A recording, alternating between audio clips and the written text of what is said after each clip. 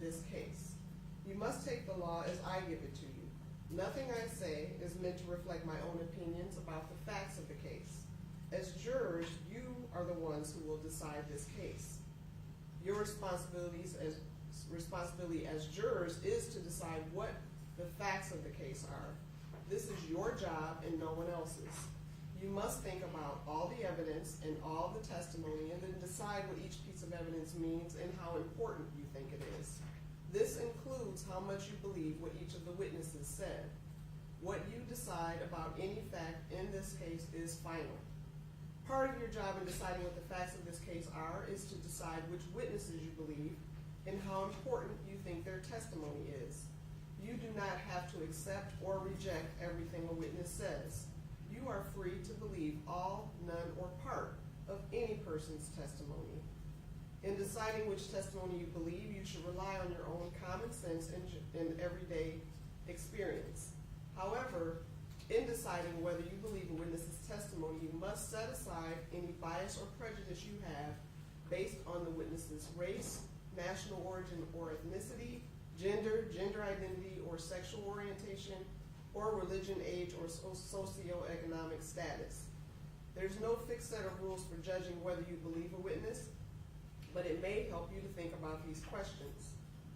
Was the witness able to see or hear clearly? How long was the witness watching or listening? Was anything else going on that might have distracted the witness? Does the witness seem to have a good memory?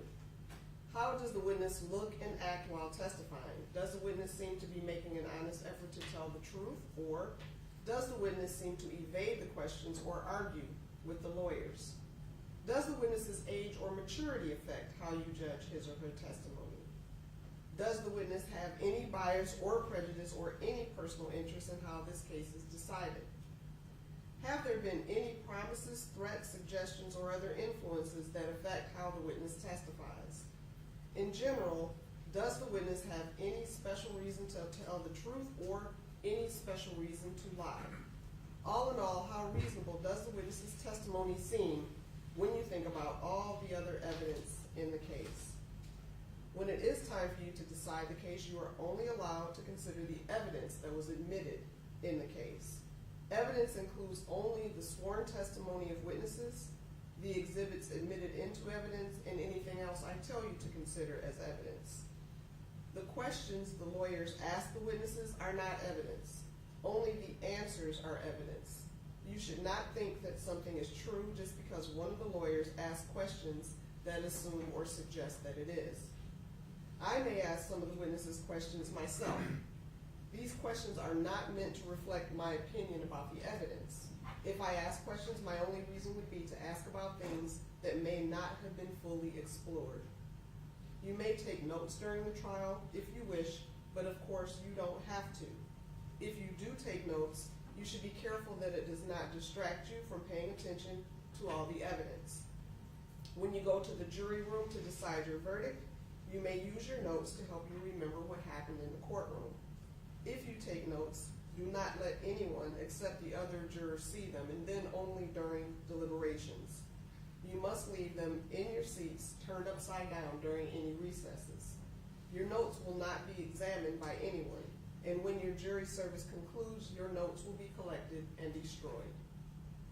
During the trial, you may think of an important question that would help you understand the facts in this case. You are allowed to ask such questions.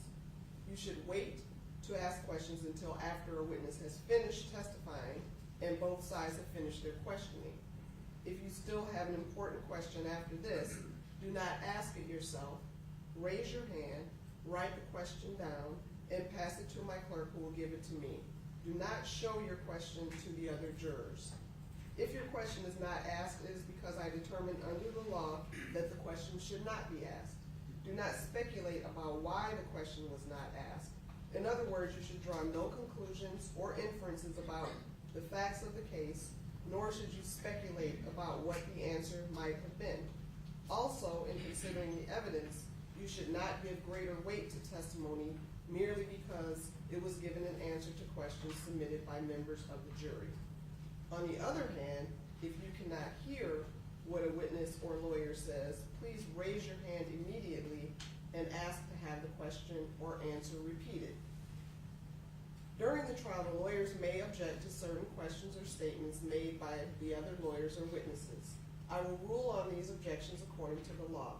My rulings for or against one side or the other are not meant to reflect my opinions about the facts of the case.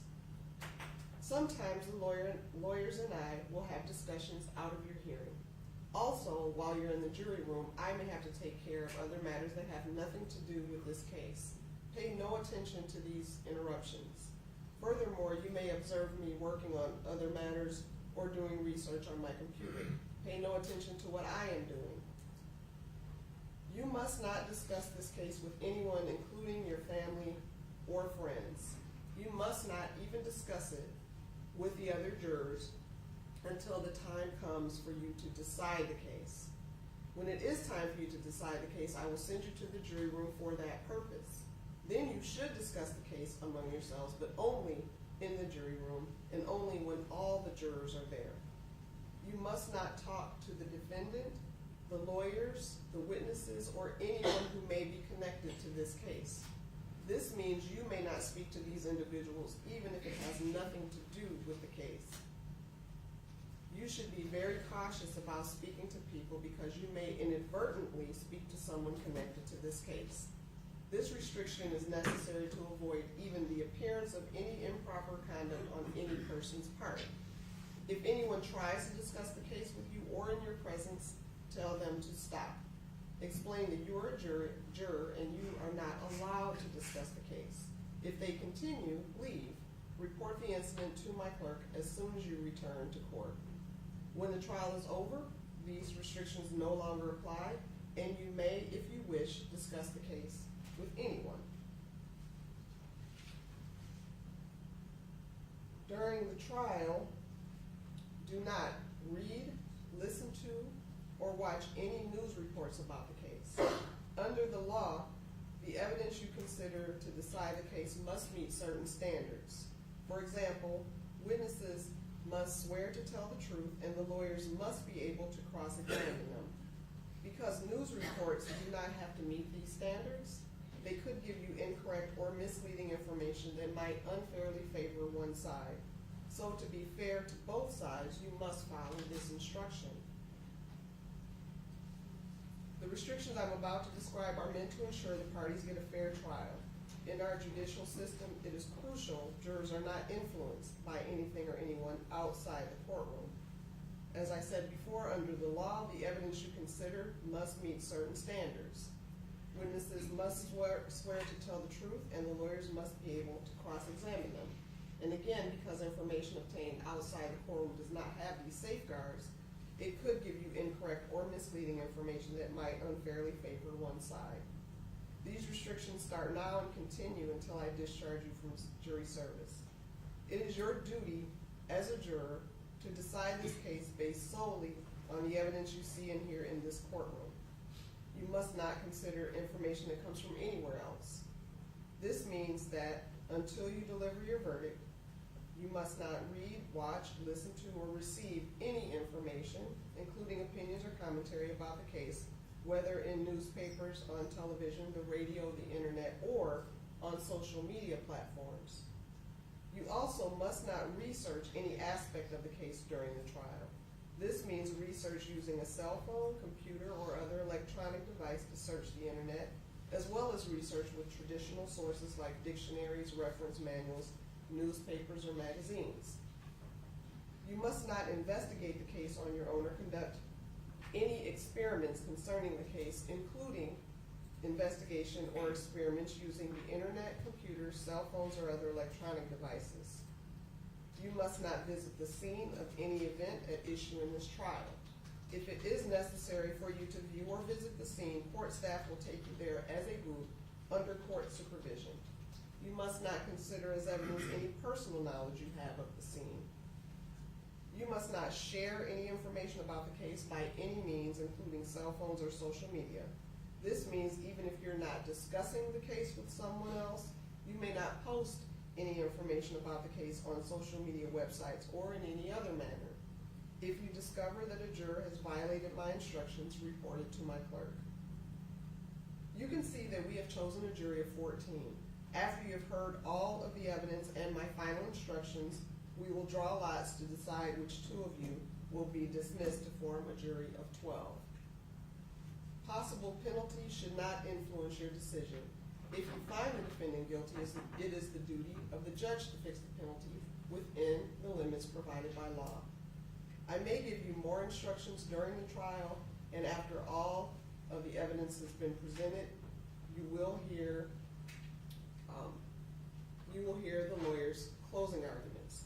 Following the closing arguments, I will give you additional instructions about the rules of law that apply to this case. You should consider all of my instructions as a connected series. Taken all together, they are the law you must follow. After my final instructions, you will go to the jury room to decide on your verdict. A verdict must be unanimous. That means every juror must agree on it, and it must reflect the individual decision of each juror. It is important for you to keep an open mind and not make a decision about anything in the case until you go to the jury room to decide the case. You must not let bias, prejudice, or public opinion influence your decision. Each of us may have biases or perceptions about other people based on stereotypes. We may be aware of some of our biases, though we do not express them. We may not be fully aware of some of our other biases. Take the time you need to test what might be automatic or instinctive judgments and to reflect carefully about the evidence. I caution you again to avoid reaching conclusions that may have been unintentionally influenced by stereotypes. You must reach your own conclusions about this case individually, but you should do so only after listening to and considering the opinions of the other jurors who may have different backgrounds and perspectives from yours. I also explained to juries that this is an electronic courtroom, so unlike on TV or in the movies, we can't read back testimony if you didn't catch it the first time, so it is imperative that you listen as the witnesses testify, because if we had to make that testimony available to you, we could do so, but it could take hours or even days. So obviously, it would be more important to catch it the first time around. A person accused of a crime is presumed to be innocent. This means you must start with the presumption that the defendant is innocent. This presumption continues throughout the trial and entitles the defendant to a verdict of not guilty unless you are satisfied beyond a reasonable doubt that he is guilty. Every crime is made up of parts called elements. The prosecutor must prove each element of the crime beyond a reasonable doubt. The defendant is not required to prove his innocence or to do anything. If you find the prosecutor has not proven every element beyond a reasonable doubt, then you must find the defendant not guilty. Proof beyond a reasonable doubt is proof that leaves you firmly convinced of the defendant's guilt. A reasonable doubt is a fair, honest doubt growing out of the evidence or lack of evidence. It is not merely an imaginary or possible doubt, but a doubt based on reason and common sense. A reasonable doubt is just that, a doubt that is reasonable after a careful and considered examination of the facts and circumstances of this case. The defendant, Christopher Schurr, is charged with the crime of second-degree murder. To prove this charge, the prosecutor must prove each of the following elements beyond a reasonable doubt. First, the defendant caused the death of Patrick Lyoya. That is, that Mr. Lyoya died as a result of a gunshot wound from a gun fired by the defendant. Second, the defendant had one of these three states of mind. He intended to kill, or he intended to do great bodily harm to Mr. Lyoya, or he knowingly created a very high risk of death or great bodily harm, knowing that death or such harm would be the likely result of his actions. Third, the killing was not justified, excused, or done under circumstances that reduce it to a lesser crime. And with that, Mr. Becker, are you ready to give your opening statement? I'm here. All right, you may proceed. Thank you. Good morning once again. Single gunshot wound right to the back of the head. That's what killed Patrick Lyoya on a cold, wet, rainy day back in April 2022. It's almost in the middle, maybe a little bit below the middle. You have an opportunity to see it, I think. But that single gunshot wound is what killed him that day. It's not just me saying that. You're gonna hear from Dr. Stephen Cole, he's our medical examiner, and he's gonna say he can determine that because when a bullet is fired, a gun is fired, the bullet comes out, it comes out that puff of smoke, and that puff of smoke contains some gunshot residue. Now, from far away, you're not gonna get gunshot residue on anything, but if it's a close shot within a few feet, you're gonna be able to tell unless that gun, that barrel of the gun was in contact or near contact with the back of the head of the individual. And he's gonna tell you it was a contact or near contact wound, that gunshot wound that killed Patrick. The barrel of the gun was on the back of the head. Now, it's not just you have to rely on his testimony about that either. You have an opportunity to see the video. You'll see the video where the defendant who sits before you here today fired that shot. It's on a cell phone video.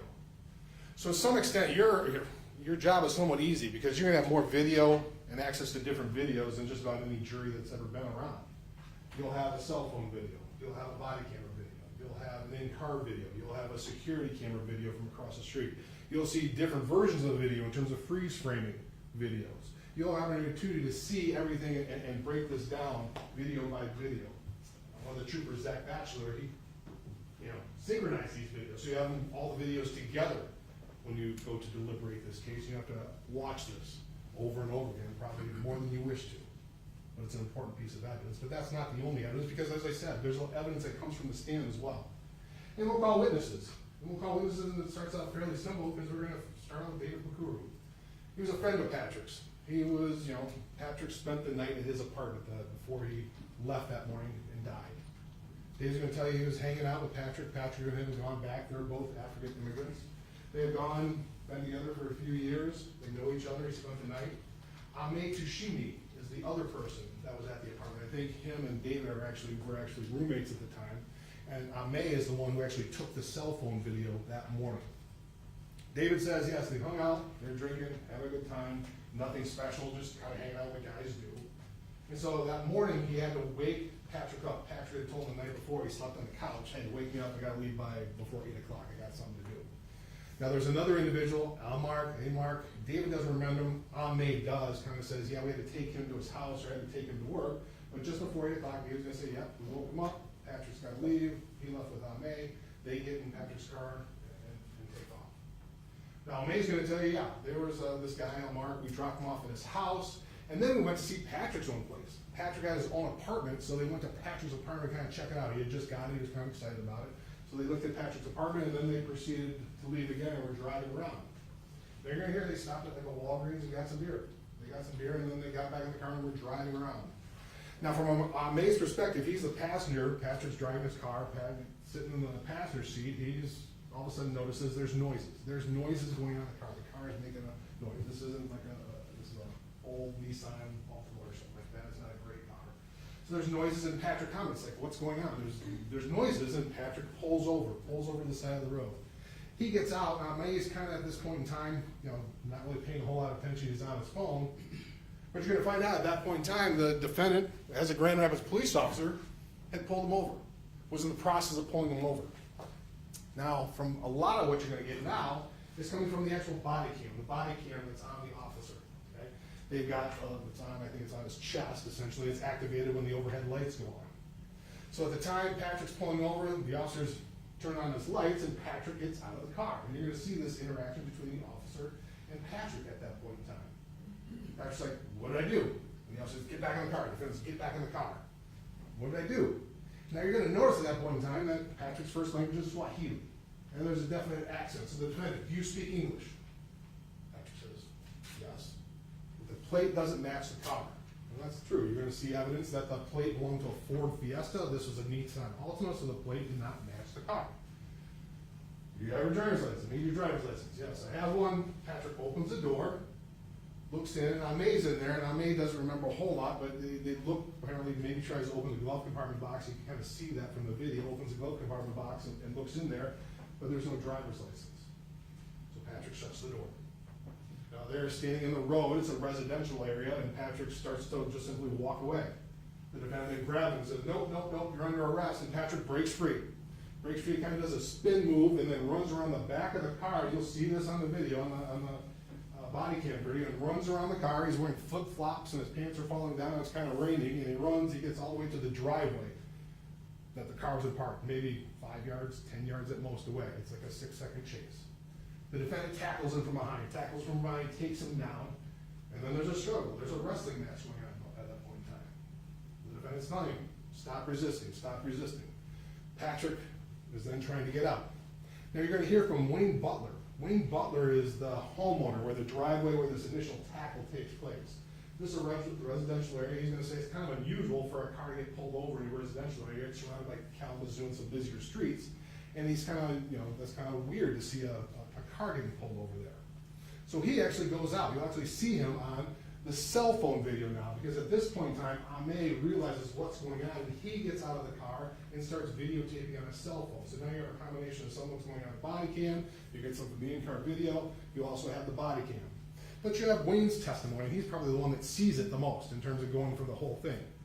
So he comes out, and you'll hear him in the video. He's trying to talk Patrick down. Hey, I'm a black man too. I'm a black man. You gotta calm down. Don't reach out to Ame. Ame, hey, tell him to calm down. This is a bad situation. Patrick doesn't listen. Patrick, you see him push himself up, and then he walks. He walks with the defendant holding on. He walks essentially across the front yard into the yard of Fred Hunter. Now, Fred's a homeowner too. He notices he doesn't have a ton to add, quite frankly, to all this, but he was there, and we're going to call him as a witness to give his impressions. He heard the struggle. He heard something about a taser. He heard, they heard a gunshot go off, but he's kind of in his house and not paying a ton of attention, but you'll hear what he did have to hear and see that day. So what happens there is then the defendant and Patrick are kind of standing. They're standing essentially in front of Fred's front door. And they're standing in front of that front door, and Patrick kind of is, struggling and spins out of it. So then they're facing each other. The defendant's got one arm on Patrick and one arm, and he decides to bring his taser. Now this is a demonstration of the taser. This is what a taser. This is the taser. It's a taser 7. You're going to hear about that. But this is the kind of taser he was using. You actually have an opportunity to see the taser. So he brings that taser out and is going to try and tase Patrick. Patrick grabs the weapon. You'll see, this is from the body cam, grabs the taser, grabs his hand, and moves it. Moves it out of the way. The taser discharges. And that's an important piece of evidence right there. The taser discharged the first time. There's no impact. There's nothing, he's not tased. It goes into nowhere. So then the struggle's about the taser. Let go of the taser, drop the taser. You'll hear that repeatedly. There's a number of commands that you'll hear that repeatedly. Patrick goes down, they both go down. They both go down the front yard of Fred's residence. It's raining, it's slippery, the grass is wet, and they struggle.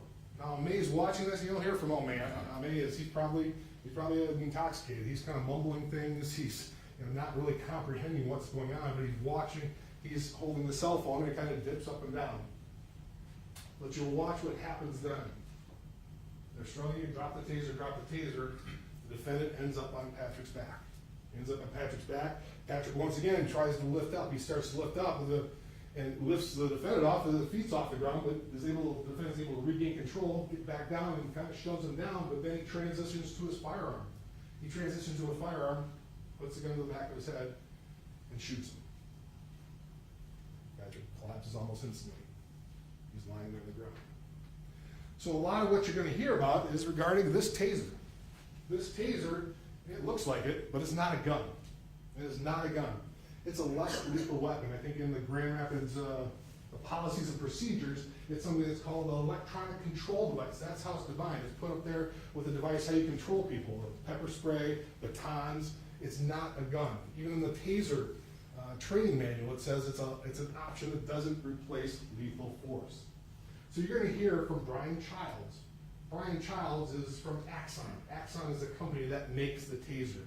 And he's going to tell you what the taser was designed to be a less lethal. It's designed to be safely and deployed in a less lethal way. It's been deployed almost 5.5 million times. The amount of time it causes some sort of serious injury, I think it's like 99.7% of the time it does not cause death or serious bodily injury when it's deployed. It's something that can be dangerous, no question, but that's not what it's designed to do. Now he's going to kind of alleviate some of the things that people think a taser does. Some people think a taser knocks you out. And you see it on TV, somebody gets tased, they boom, they knock out, and they're out for 15 minutes. Doesn't do that. That's on TV, this is not in movies. What a taser does is cause neuromuscular incapacitation, NMI. You'll hear about that. The best way to put it, I'm probably putting it wrong, but that's why you have Brian Childs, he's the engineer, he's the expert, he's gonna say it kind of seizes up the muscles, causes the muscles to seize, and so a person can't necessarily operate it, and cause them to be able to function appropriately when it seizes those muscles. So it's only in place, that NMI is only in place for the time of the electrical charge. That charge there, as soon as you release it, the person's kind of released from that. It doesn't cause any ongoing damage. It's not something that somebody is just withering on the ground for.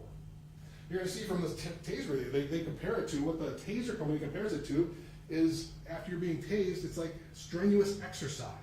That's one of the things in the video, or the PowerPoint you're going to see on the taser training PowerPoint. It's like comparable to being strenuous exercise. It's designed not to kill. It's designed not to hurt. It doesn't electrocute you. The amount of electricity is something that combined to like a Christmas tree light. It's not a huge amount. And it doesn't always work. That's another thing, because one of the things you have to do for a taser to work is there's two prongs. There's two prongs that are shot out, and those prongs have to have sufficient space. You'll see from the video that's got to be about 12 inches. 12 inches is about the minimum amount to get that neuromuscular incapacitation. Anything less, it may cause pain, but it's not going to incapacitate somebody. Right? So it's got to be an appropriate spread. If it doesn't get the appropriate spread, somebody may not suffer from any consequences. If it gets caught in somebody's clothes, it may not work. So one of the training things, you be prepared for it not to work. But they say, just part of the training video, you'll see it says, just like anything, you got to be prepared to transition to something else, because it may not work. It may be not something that has an impact when you try and use it, because of the variabilities, if you will. Now, one of the things you'll also hear is that when somebody is using a taser, when it goes in, there's a possibility of death or great bodily harm. And they list some of the things that happen. They list that if somebody's tased, they freeze up and they fall in concrete, hit their head. That's one of the things you got to be careful of. If you're around flammable materials, you got to be careful on that. That's something you got to be careful of, because electricity could cause it to explode. Pregnant women, there's certain things that you got to be careful of. There's certain target areas. You'll hear about the target areas. At the front, the back is actually the best way. The back and splitting the belt line, if you will, is the best way to get for somebody to be tased. The front, not so much, but you can use it in the front. So you got to be careful with it, and it could cause it. But the whole idea of a taser is that's a safe and effective way to do something from a distance. You can use it at close range. You'll see that. But close range defined by taser is about 4 feet, not an arm's length. 4 feet is characterized as close range under the taser policy. They can go almost up to 12 feet because it's designed to give them some space, so you don't get the situations like this one. So Brian Childs is going to tell you just about everything you know about the taser and how it is designed to be a safe and effective means of apprehending somebody. But you're also going to hear then in terms of what happens in terms of these defensive tactics. Because defensive things, that's one of the things we're going to hear about from our two police practices experts. Police practices and defensive tactics experts. Because they're going to give you an interpretation, they're going to tell you a little bit more, because we're not police officers, but they're going to give you an impression. Seth Stoughton and Nicholas Bloomfield are our two police practices and defensive tactics experts. Seth is maybe more like practices part. He used to be a police officer. He was a police officer down in the state of Florida for a number of years. And I think we talked all about changing jobs, and he had the idea to change a job and become something else. He became a law professor. He teaches at the University of South Carolina. He teaches criminal justice, criminal procedure. He teaches policing to future law students, people who are going to law school. He also goes over to the undergrad and teaches their criminology department. Now you'll hear all his credentials. He works for the American Law Institute. He's written books. He's written law review articles. These are articles in University of Virginia Law Review, University of Minnesota. He goes into different law reviews and researches this topic, presents all these ideas and stuff, because that's what he does for a living. He studies police use of force issues. Nick is maybe the more hands-on individual. Was a police officer until 2022. I believe he still serves in the reserves and down in New Mexico, where he's from. And he's more of the hands-on. He's done defensive training, defensive tactics. He's written policies on how to use defensive things that the police officers had. You're going to hear about.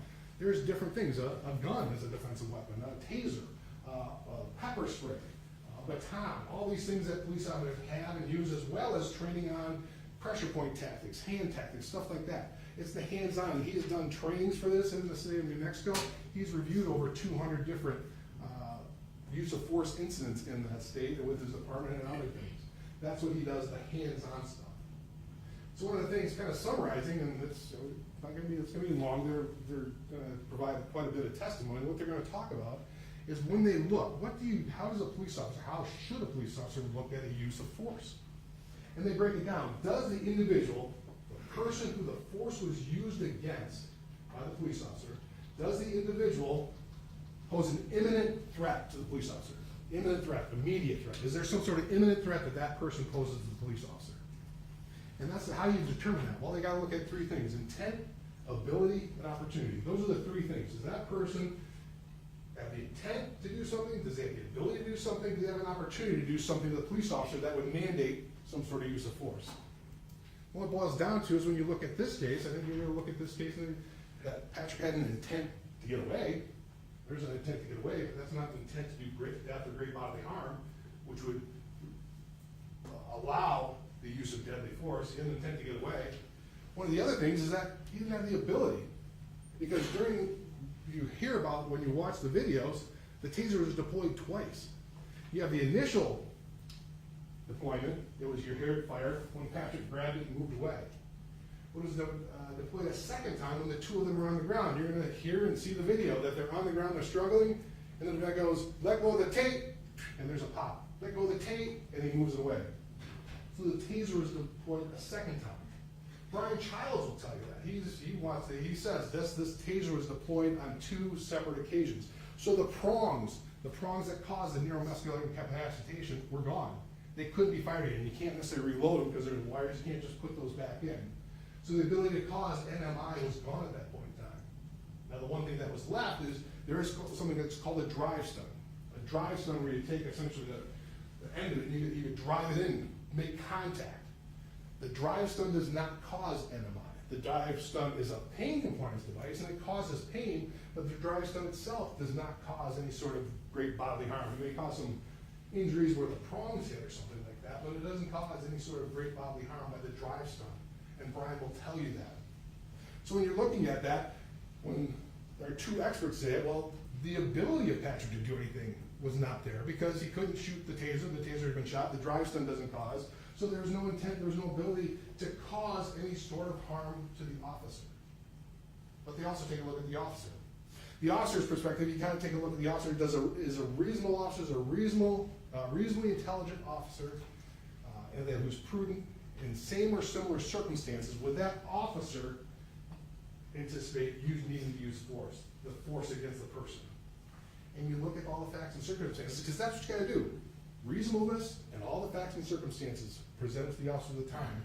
A reasonable officer in that situation would not think death was going to happen, would not think the use of deadly force was necessary, because that's what it's gotta be. It's gotta be necessary. Police officers can arrest. That's not the issue. Here. We're not saying he shouldn't have been arrested. Patrick committed crimes. There's no question about that. He committed the crime. He was driving without a license plate. He didn't have a driver's license. He resisted arrest. He pulled away. You're gonna also find out that he was probably drunk driving too, because his blood alcohol level was like a 3.0 at the autopsy. Okay, so he was drunk driving. So it's not an issue of if the defendant had the right to arrest him. The issue becomes, did he have to shoot him? Did he have to kill him in the course of trying to arrest him? I think when you look at all the evidence, you look at you come to a conclusion, the answer is no. Because what the judges just said, I have to prove things. I break it down into 4 things. I have to prove there's a death. That's your checklist. Was there a death here? Well, that's 100% certain. There's a death. Patrick's dead right now. I have to show that the death was caused by the defendant. That's 100%, no question in your mind. He shot him in the back of the head. The third thing, there's 3 different areas. There was an intent to kill. When you put a gun to somebody's back of the head, there's an intent to kill there. So those are the 3 things, are 100% you, there's no question. What your issue is and what this trial is about and why you have to decide is that 4th thing or 3rd thing. Was it justified? Was it excused? Or was it lessened to some other crime? When you talk about justified, there's a legitimate good reason for it. Excused as well, We give him, yeah, you did all this, but no, it's okay, we're gonna give you a pass. When you take a look at that, when you put all this together, take a look at all the evidence, you have to say, it was not justified. It was unreasonable. Patrick never had an intent to do any harm to the defendant. He never intended to kill him. The evidence is going to show he never wanted to do anything other than get away that day. And even if somehow he did, he didn't have the ability to cause any great bodily harm because that taser was not going to do anything. So what this boils down to is it was unjustified and unreasonable. It was a crime. It was a crime here. The defendant committed the crime of murder. A police officer can't commit murder. They're no different than anybody else. They're no different than any citizen. They can commit murder, and that is what happened back in April of 2022. The defendant committed the crime of murder. When you listen to all the proofs, and you go back and deliberate, we're going to ask that you return a verdict of guilty to second-degree murder. Thank you. And Ms. Hamilton, would you like to give your opening now or wait until later? Now, Your Honor. All right, you may proceed.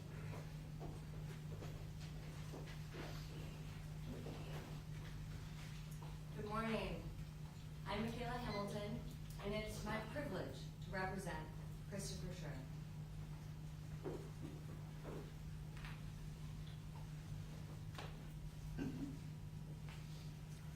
Let go of the taser. Let go of the taser. Drop the taser. Those are the final commands that Officer Schurr gave to Mr. Lyoya before he was forced to make a decision he hoped never to have to make. What you'll learn from the evidence in this case and throughout this trial is this is not the murder case that the prosecution wants this to be. This case is about self-defense, which is, as the judge will explain, is a justification to murder. The prosecution will try to make this as something it's not. They'll use words like excessive, unnecessary. They'll call Chris Schurr a murderer for doing the very job we asked him to do, for protecting the citizens of Grand Rapids, and for protecting himself. And the evidence will show that this was not murder. This was self-defense. This is about a man who is doing his job as a peace officer, a man who took an oath to protect, to defend, to run towards danger when others run away. The evidence will show that Officer Christopher Schurr did everything he could to avoid using deadly force, even after being disarmed of his taser. He fought with Mr. Lyoya for over a minute to try to get his taser back. And you'll see he tries to turn it off. And when he couldn't, when he lost all control, he was forced to make a split-second decision, one he hoped never to have to make. He didn't choose to take a life. He chose to save his own. And we trust that after hearing all of the evidence, after hearing all of the facts, the evidence will show that Christopher Schurr is not guilty. He is not guilty of any crime and must be acquitted of all charges because he followed his training, he followed the law, and he did everything he had to do to survive. So, I want to take you back to that day, April 4th of 2022. It started as an ordinary day. 31-year-old Christopher Schurr woke up around 4 a.m., which wasn't unusual. Chris was used to working hard. He earned a full-time scholarship to Siena Heights University, and he was a 5-time All-American cross-country athlete. He was born and raised in Byron Center, where he met his high school sweetheart and now wife, Brandy, who is here with him today. Chris and Brandy were heavily involved in their church, frequently attending mission trips to Kenya, which is where they chose to to get married. Chris and Brandy have always been devoted to helping others. So, around 4:30 on that Monday morning, and before going to work as a Grand Rapids police officer, Chris kissed his wife Brandy and their dog Arrow goodbye, telling them he loved them. And Chris arrived at the station around 5 a.m., roughly 30 minutes before his shift started. He always liked to get there early to make sure he was prepared for the day ahead. And when Chris put on his uniform, he became Officer Schurr. And that day, just like every other day, Officer Schurr had one job and one priority: to protect the people of Grand Rapids. He had no idea that within a few hours, he would end up in a fight for his life. Around 8 a.m. on that cold and rainy Monday morning, Officer Schurr was patrolling the southeast side of Grand Rapids. While driving down Kalamazoo Avenue, he noticed a Nissan Altima ahead of him driving unusually slow. And when he ran the license plate, it came back registered to a Ford Fiesta, not the Nissan Altima driving ahead of him. As soon as Officer Schurr realized the plates didn't match the car, he turned around and started following the car. And you'll see the video evidence, and the video will show that the car made two abrupt right turns, one right and another right.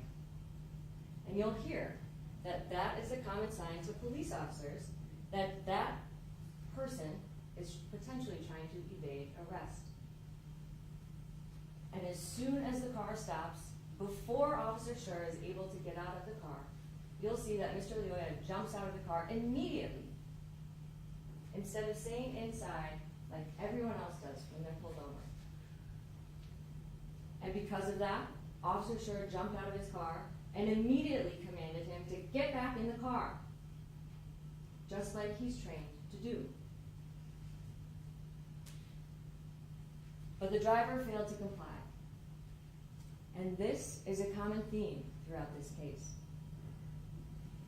Because Grand Rapids police officers are trained to consider failure to comply. Ask yourself why. As you'll hear, failure to comply with a police officer's lawful commands automatically escalates the situation, raises safety concerns, and creates a reasonable belief that this person could be a potential threat. Ask yourself, why was the plate registered to a different vehicle? Why did the car make two abrupt right turns? Why is the driver exiting after coming to a full stop?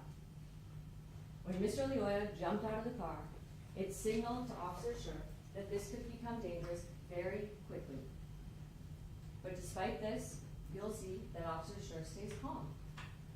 He gives the driver the benefit of the doubt and continues with routine stop protocol, asking Mr. Lyoya for his license. But instead of cooperating, you'll see Mr. Lyoya evaded questions and demanded to know what he did wrong. Officer Schurr confirmed that Mr. Lyoya spoke English and calmly explained that the plates didn't match the car. Finally, after the 7th request for a driver's license, you'll see the driver pats his pockets. And then he says he has a license in the car. And he asks the passenger of the vehicle to get it. And you'll see that the passenger couldn't produce a license. And then Mr. Lyoya abruptly shuts the door and starts walking away from Officer Schurr. Again, failure to comply. Ask yourself why. Why isn't the driver providing the license? Why did he shut the door and walk away? And you'll hear that officers are trained that when someone tries to distance themselves from a car, it could mean that there's contraband, weapons, or other items inside the car that they don't want the officer to see. All signals raise concerns from the start of the traffic stop. But once Mr. Lyoya failed to produce a license, Officer Schurr attempted to place him under arrest. He ordered Mr. Lyoya to put his hands behind his head so he could arrest him. But Mr. Lyoya continued to ignore his commands. And you will hear that Officer Schurr gave over 29 lawful commands. 29. Ladies and gentlemen, that's 29 chances that Mr. Lyoya had to change his outcome safely.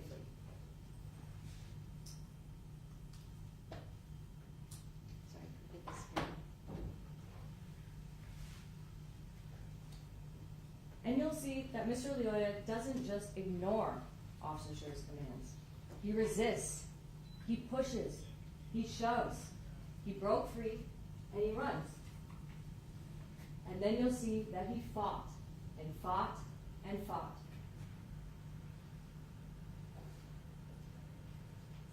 Mr. Lyoya continued to escalate the situation by failing to comply with Officer Schurr's lawful commands. He created a danger not only to Officer Schurr, but to the citizens of Grand Rapids. And like you heard, he was running towards two strangers' houses. He didn't know them. He was running towards their houses after he had just resisted arrest, after he had pushed an officer, after he had shoved an officer. Officer Schurr didn't know what he was going to do or who he could harm if he let him go.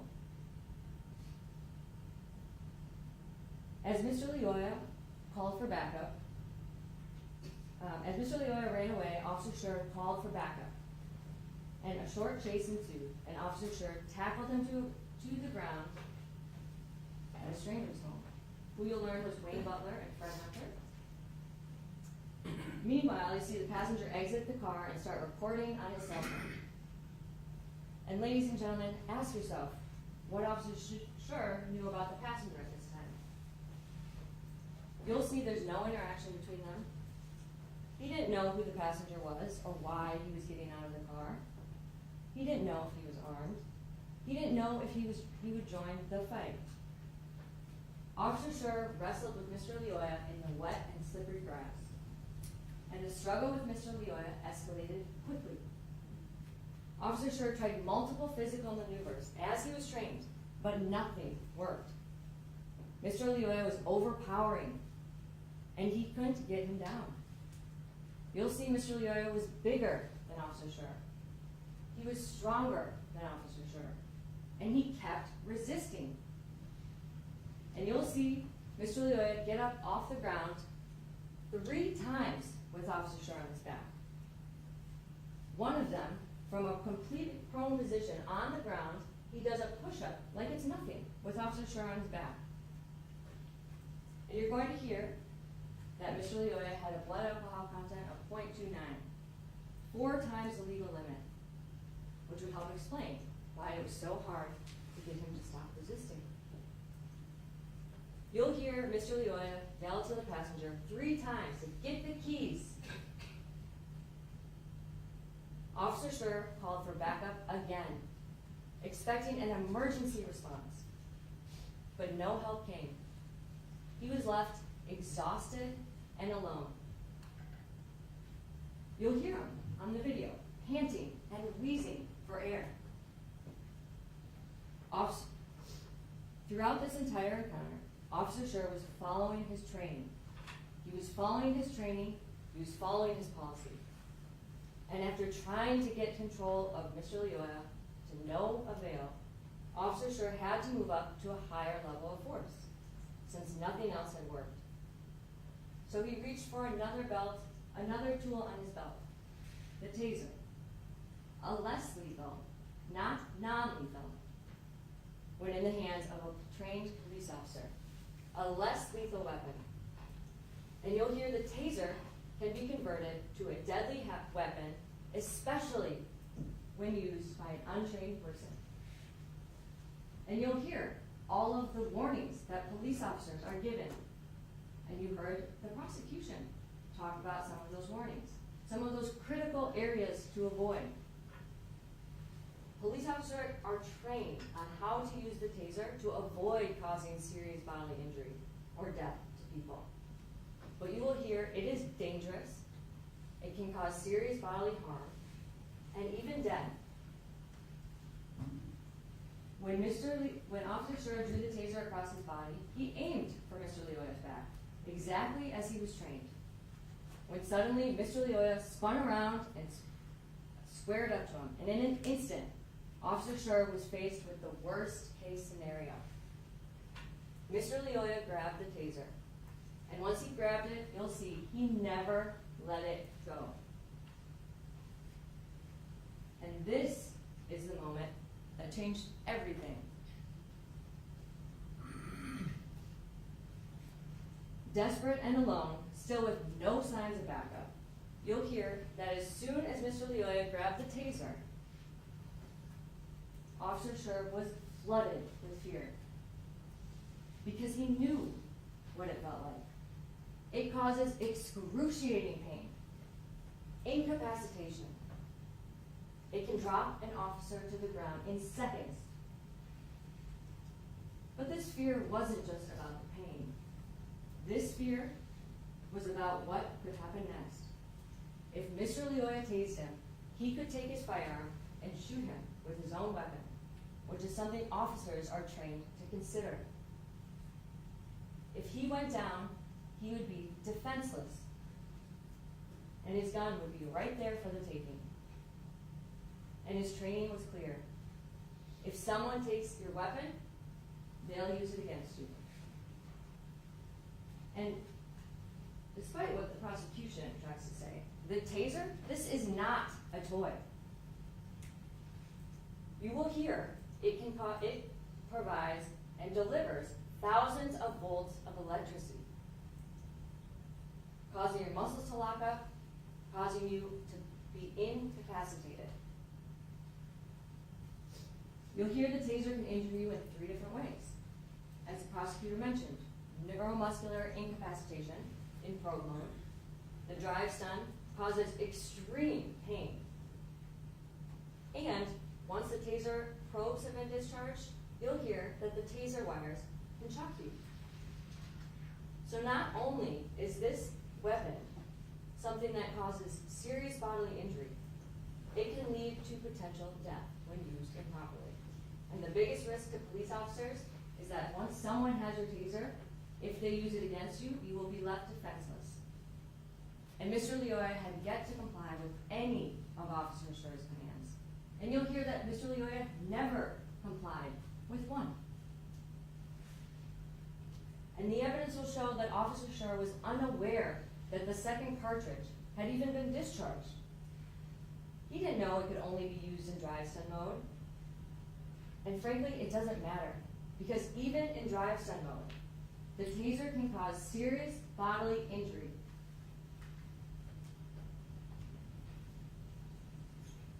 The prosecution will try to downplay this.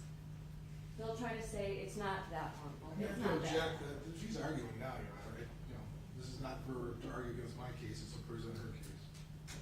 I would sustain that, you're being a bit argumentative. Ms. Hamilton, tone it down a little bit. Thanks.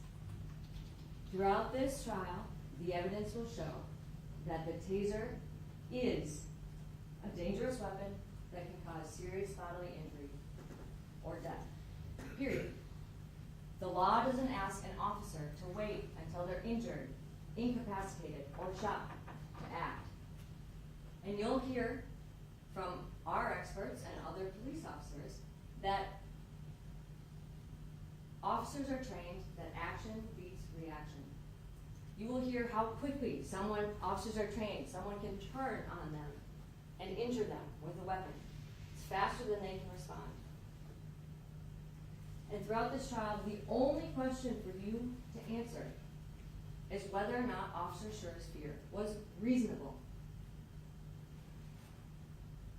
And the prosecution cannot meet its burden that it was unreasonable for Officer Schurr to be afraid of Mr. Lyoya after he disarmed him of his taser, gaining full control of it, trying to fight to get it back for over a minute, regardless of the mode.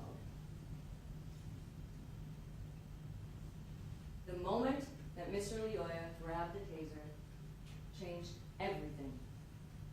With Officer Schurr's heart pounding, his only thought was clear. I have to get the taser back now so I can arrest him. For over a minute, he fought and fought and fought to get it back. He shouted, "Let go of the taser," again and again and again. Officer Schurr tried everything he could to stop it. He tried to turn it off, but Mr. Lyoya's hand blocked the safety. And then, when Officer Schurr looked down, he saw Mr. Lyoya holding the taser in his hand like a firearm. And he felt him getting up off the ground again with the taser in his hand, turning up towards him. And in that split second, he had to ask himself the most terrifying question someone can ever ask. Am I about to die? In that, if he didn't act in that moment, he was afraid that he wouldn't make it home that night. So, Officer Schurr, completely out of breath, with no signs of backup on the way, with no other viable options, yelled out one final verbal command to drop the taser. And Mr. Lyoya failed to comply. Now, throughout this trial, as you're reviewing all the evidence, ask yourself, why would Mr. Lyoya let go of the taser if he didn't plan to use it? Why would Mr. Lyoya switch it from his left to his right hand? And you'll see this in the video. Why would he do that if he didn't intend to use it? Why would he keep holding on to it after every command to let it go? Why was he holding it like a gun while getting up and turning towards Officer Schurr?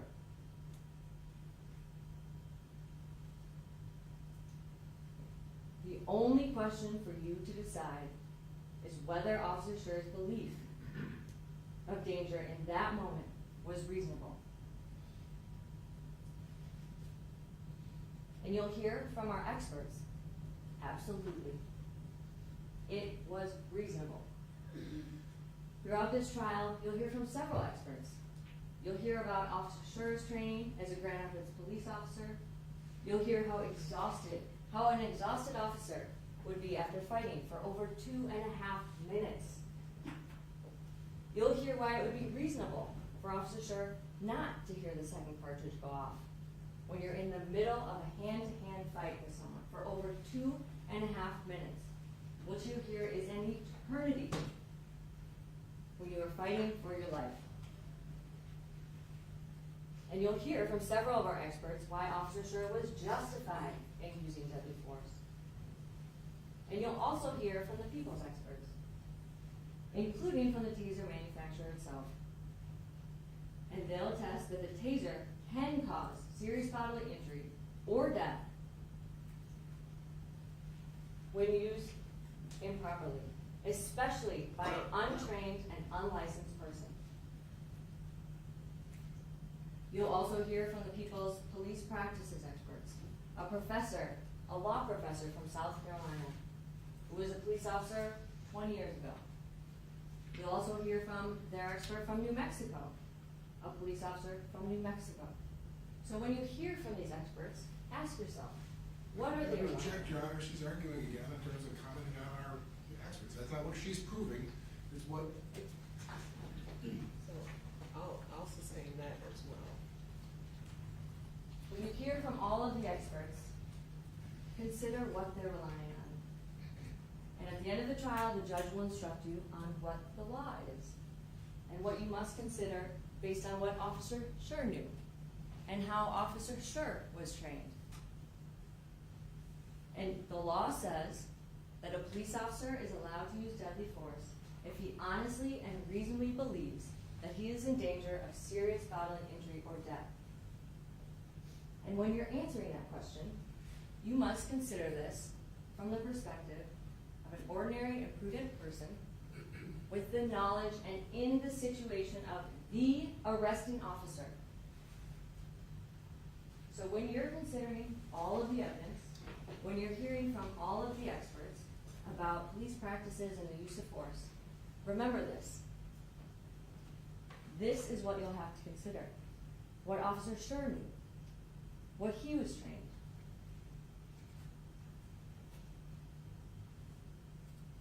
the law does not require perfection. It doesn't ask for hindsight. And when you're considering your verdict, you cannot sit here as a Monday morning quarterback from the safety of the jury box with unlimited time and hindsight. You're not here to judge what Officer Schurr should have or could have done. You're here to judge what he did in that split-second moment, based on what he knew, based on what he felt, based on his training and his experiences. Now, a man died, and that's a tragedy. But not every tragedy is a crime. And not every death means someone has to be penalized. And self-defense is not a crime. You'll see a lot of video evidence throughout this trial. And we'll go through that with you step by step. And there's a lot of information in the video that we will point out that you may not have seen from the first few watches. And as you watch the video, ask yourself whether or not Officer Schurr had a reasonable belief to be in fear of danger, of serious bodily injury or death. Ask yourself, did Patrick Lyoya disarm Officer Schurr of his taser? And did he eventually obtain full control of that taser? Ask yourself, did Officer Schurr try to get that taser back? And did he believe that the taser could cause him harm? And the evidence will show that Mr. Lyoya was driving a car with the wrong plates. There's no dispute that this was a lawful stop. And then he ignored over 29 lawful commands. 29. You'll see he pushed, shoved, resisted arrest, and then he fought and fought and fought. And then he attempted to disarm and did disarm Officer Schurr of his taser, an inherently dangerous weapon. And you'll hear, he was nearly 4 times the legal limit, unfazed by pain. So it's your job throughout this trial to decide whether Officer Schurr's belief that he was in danger was reasonable.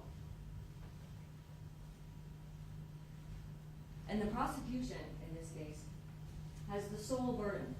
They have the sole burden of proof. And the judge will talk to you a little bit more about this at the end of the trial. And it's the prosecution's burden to prove all of the elements of the crime, and also to prove that Officer Schurr was not justified, that he was not in fear. It's not our job to prove anything. It's not our job to convince you he was afraid.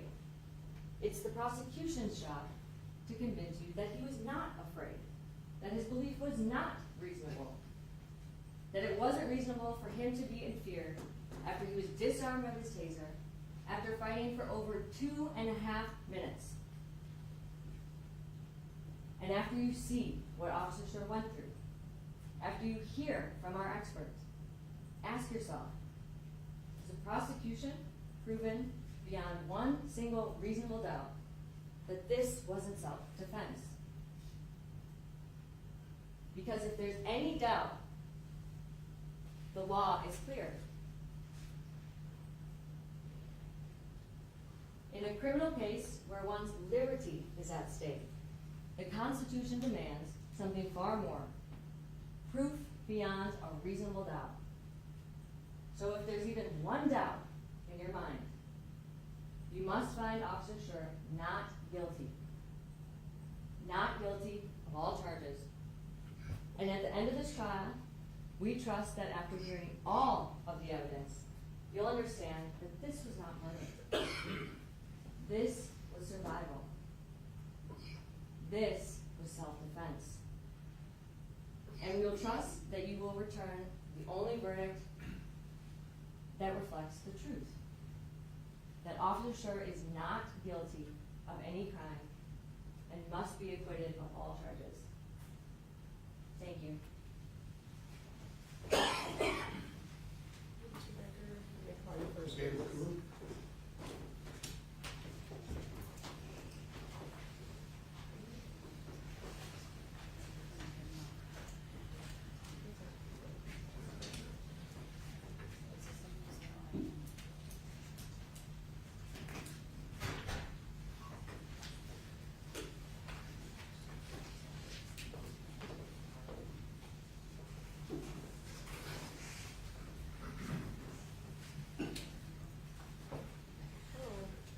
Before you take your seat, sir, could you please raise your right hand? My clerk will swear you in.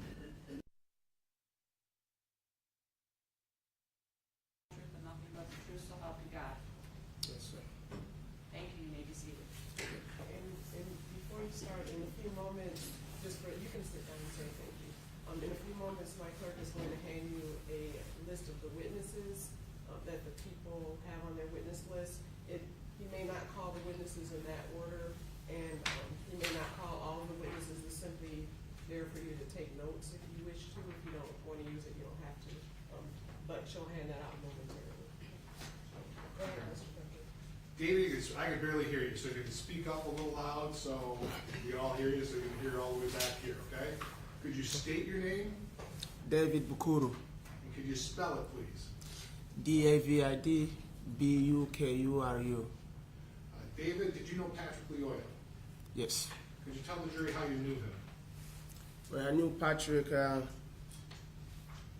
pretty sure I met him around 2008, anywhere from 2017, maybe 2017. He was at the party.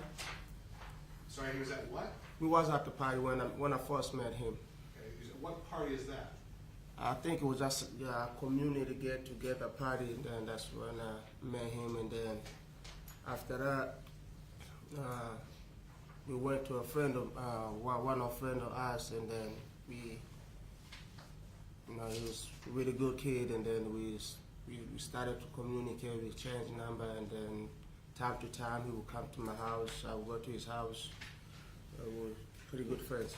When you talk about a community party, was he a neighbor of yours then? What community are you talking about? Well, I'm from Africa, sir.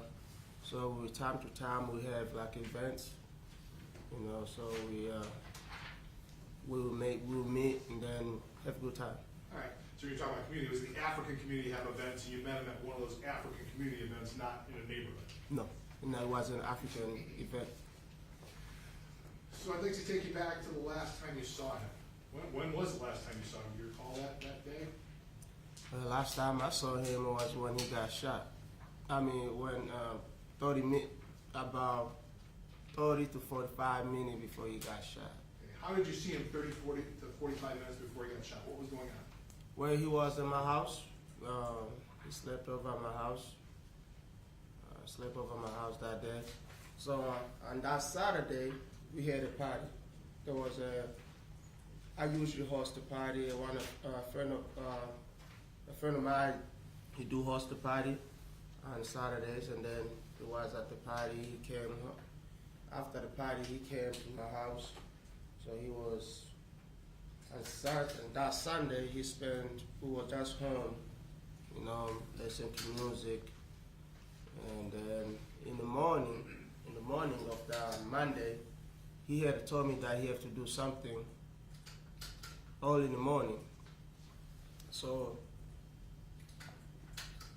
I woke him up around 8, if I remember correctly. Okay, stop right there before we get further, because you covered a lot of ground. So you had a party on Saturday. Was he at the party on Saturday? Well, I met him down there on Saturday. When I met him down there, after the party, he came. He went home, and then that Sunday, he came. Like I said, he used to come to my house time to time, and then especially on the weekends. So he spent all day Sunday at your place? Yep, he was all night Sunday. Who else was there? Who else was at your apartment during the day on Sunday? My roommate, Amen, and there was another guy, he goes by Jamari. So it was really just the four of you there on Sunday. Did all four of you then spend the night at your place on Sunday? Yep, it was just four of us. We was at home, listen to music, playing life. You know, pretty much like a regular hangout. When you say life, like the board game life? No, we were just talking. All right, so that's why you said you're playing life. I'm like, oh, you're playing a board game. We haven't seen that in years. No, it was So you're just talking, hanging out, talking about life. yeah, that's. Now, would you know what time you guys would have went to bed, approximately? Honestly speaking, it's been 3 years. I don't recall. Where did Patrick sleep? On my couch. And you said something about he had to leave. Did he tell you he had to leave? Yep, that night?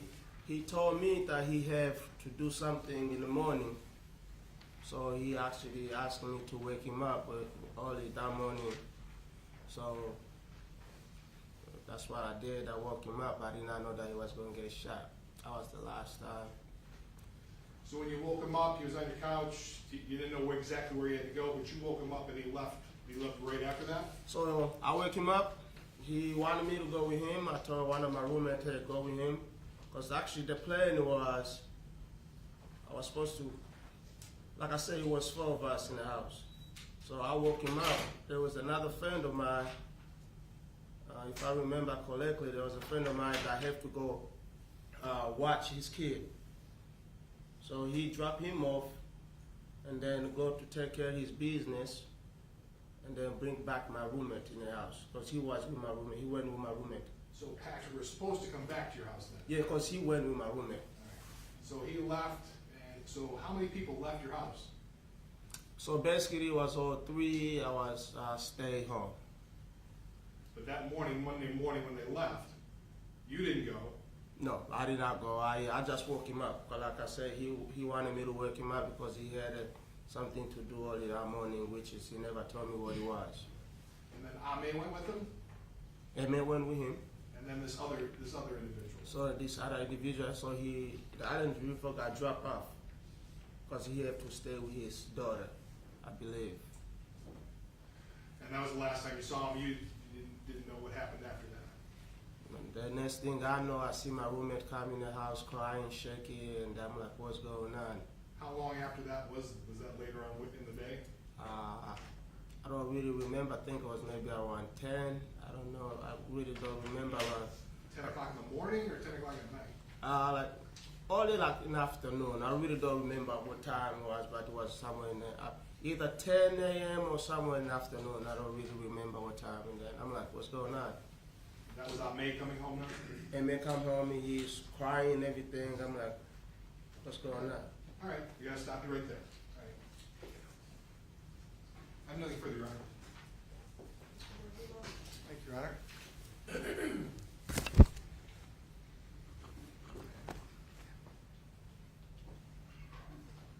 Good morning, Mr. Bakuro. My name is Matt Borgula. How you doing? You a little nervous? Yeah? Okay. We've never met before, right? No. Okay. I want to ask you some questions about your testimony. Okay. Now, you indicated that you had spent the day with Patrick on Saturday, part of the day on Saturday. I met him on Saturday at the party. Okay. And that you said there was a party. Was that party at your house or someone else's house? No, somewhere else. And whose house was that? No, not a house. It was actually a place. If I remember, it was my place, the one on Division. Is that like a bar? Yeah, it's like a bar. We usually like I said, he would throw a party down, maybe every other Saturday. So I met him down there. It's pretty much like African party. Okay, so were you guys drinking that night? Did I drink? Yes. Yeah, I'm old enough to drink. Yeah, I did drink. I never questioned that you were old enough to drink. Actually, let me take that back.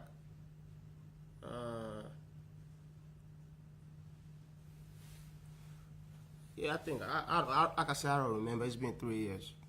But I'm pretty sure, yeah, if there was a drink, I probably took a drink. Okay, and so you spent the part of the night on Saturday with Mr. Lyoya. On Saturday, he like I said, I saw him at the party, and then The party happened Saturday night. So on Sunday, he came over. Then he spent all night on Sunday night. Okay, and what time on Sunday did he come over? I really don't know, but I'm pretty sure it was like around maybe evening time. Probably say maybe 6 or 8 p.m. But I really don't remember what time he came up. Okay, and you say you live with, your roommate is Aime Tuyasheme? Yes. Okay. How long have you two lived together? Well, I know him pretty much. I know him ever since he came from Africa. So I know him since probably when he was in the middle school. So Okay, and how long have you two lived together? we lived together.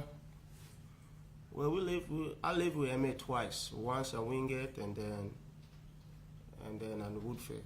Okay, and where were you on that Sunday? What address were you at, the Wingate or the other one? No, in my apartment on Woodfield. On Woodfield, okay. Yeah. All right, and how long have you lived together with Mr. Tuyasheme at Woodfield? I probably say maybe a year or so. Okay. And Mr. Lyoya doesn't live with you, No. but he came over about 6 or 8 o'clock on Sunday, and you guys were talking about life, Yeah, just hanging out. okay? Did Mr. Lyoya mention any of the troubles with law that he was having as you were talking about life? No. No? Didn't mention anything? Were you guys drinking that night? He wasn't. I was.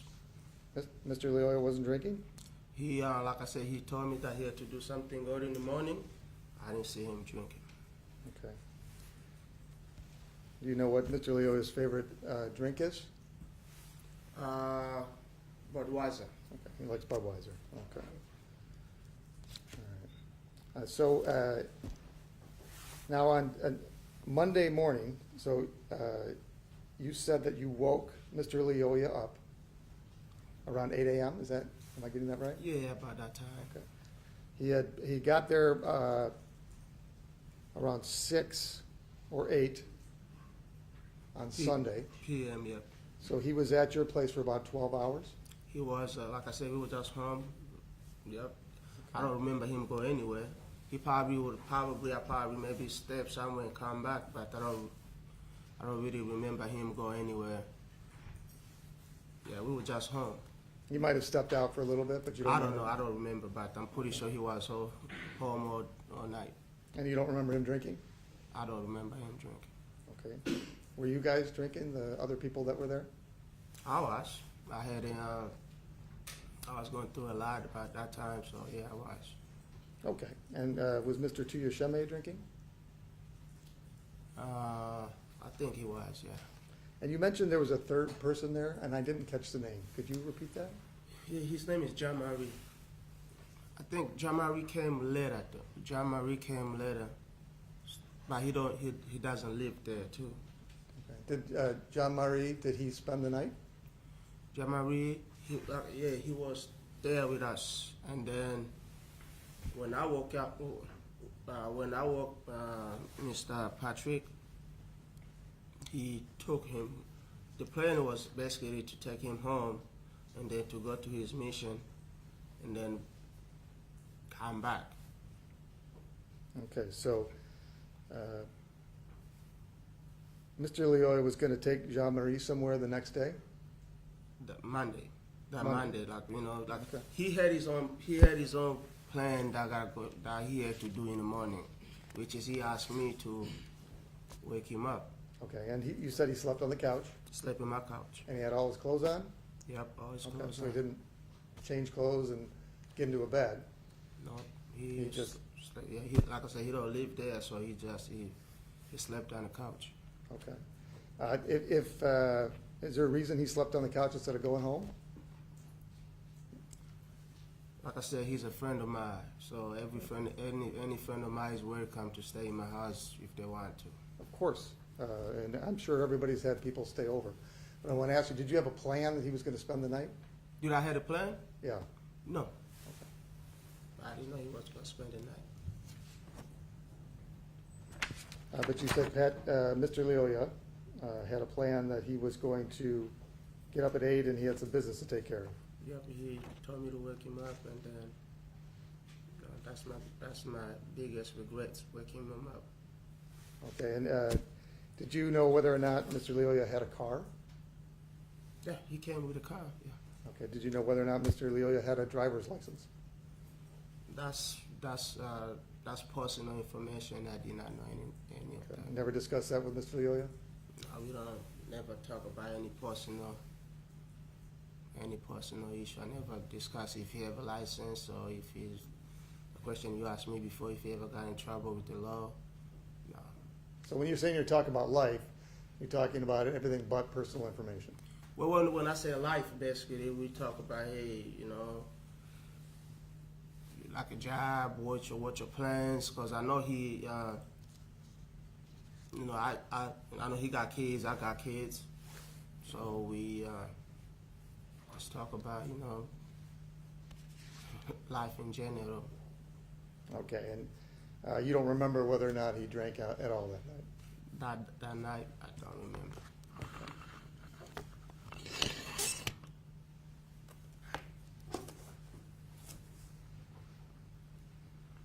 Nothing further, thank you. And I don't see any hands raised on the jury. May this witness be excused? You may, Your Honor.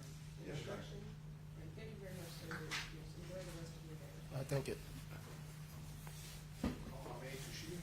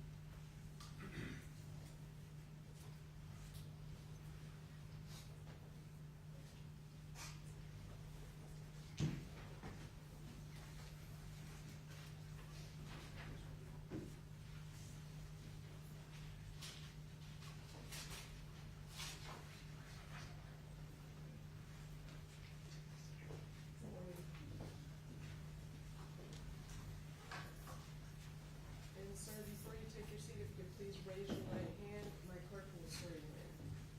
Do you solemnly swear that the testimony you're about to give in this matter will be the truth, the whole truth, and nothing but the truth, so help you God?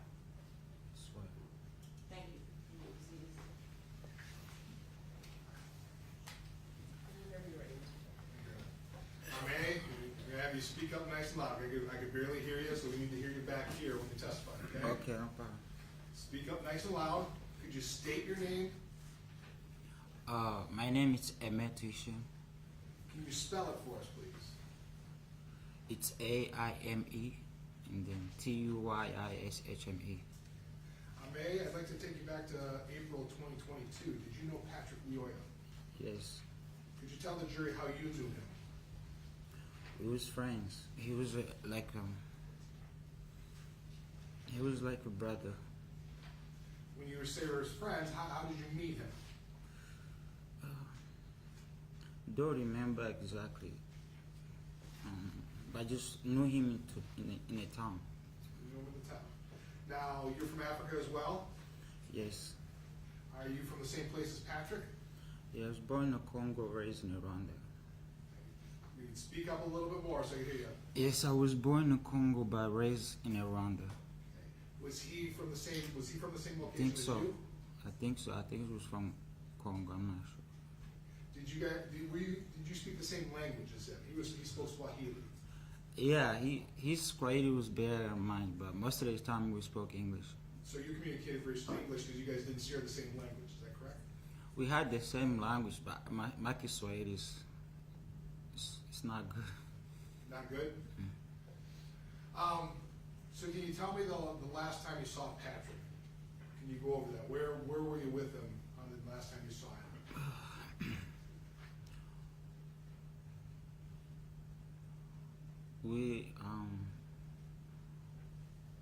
We had just dropped somebody off,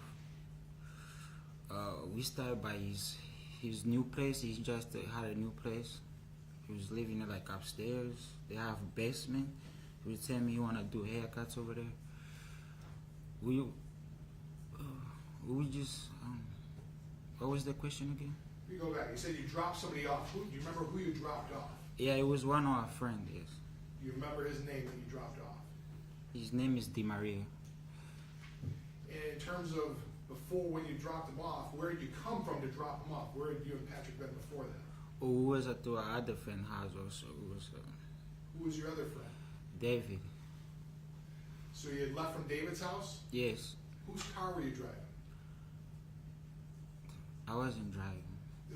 Whose car were you in? Patrick's car. Was he driving his car? Yes. So you remember where you dropped that friend off at? Not exactly, but somewhere close to downtown. But that's the best location, somewhere close to Yeah. downtown. So you said after you dropped him off, you went to Patrick's apartment? Yeah, he was telling me about it, what he wanna do over there, cause he just moved there. He like to cut hair also. So did you go there? Think we stayed outside in the parking lot, and then we was heading back to David's place. So you never actually went inside Patrick's apartment? No, I You were did just not. outside the parking lot? No, I did. What was this, a house? Was it an apartment? What was it? It's like a house. It's duplex. So you have upstairs, and then in the basement you can do business or something. So after you leave his apartment, where do you go? I think we was heading back to David's place. So it's just the two of you in the car. Yes, sir. So what happens as you're driving your head? You think you're going back to David's place. What happens?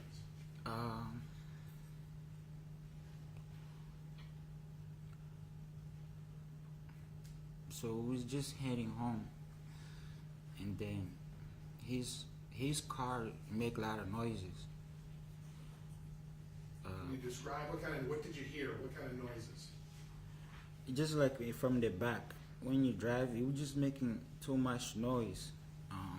Because I remember I was just on the phone, and then he just pulled over somebody to go check my car. So you heard the noise? Yeah, it was very loud noise. Wherever the air come from, I think, in the back, yes. So then he pulled, what did he say? What did he say as he pulled over? He said I'm about to go check my car was making a noise.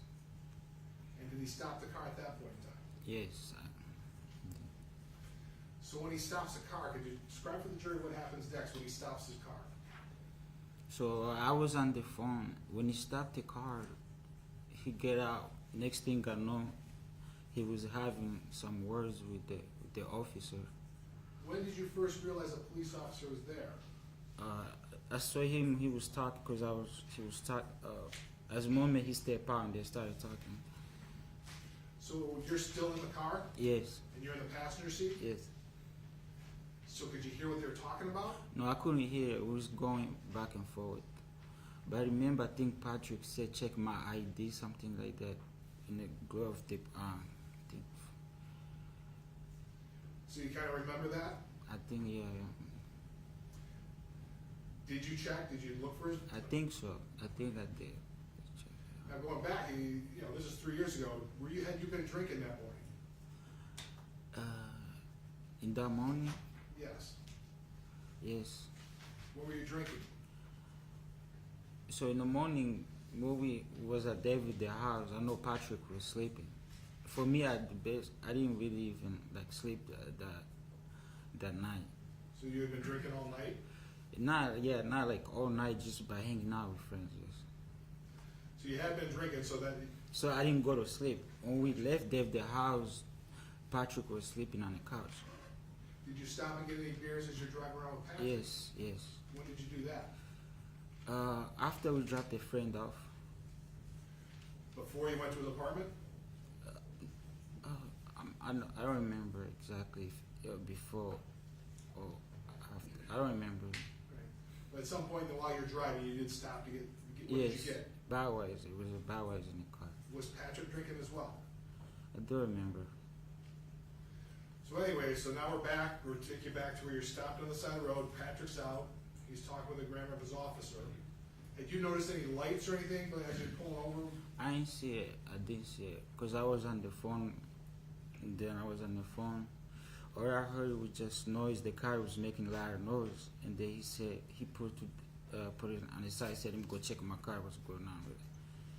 So after he asked you for, check the glove compartment box, can you tell the jury what you remember next?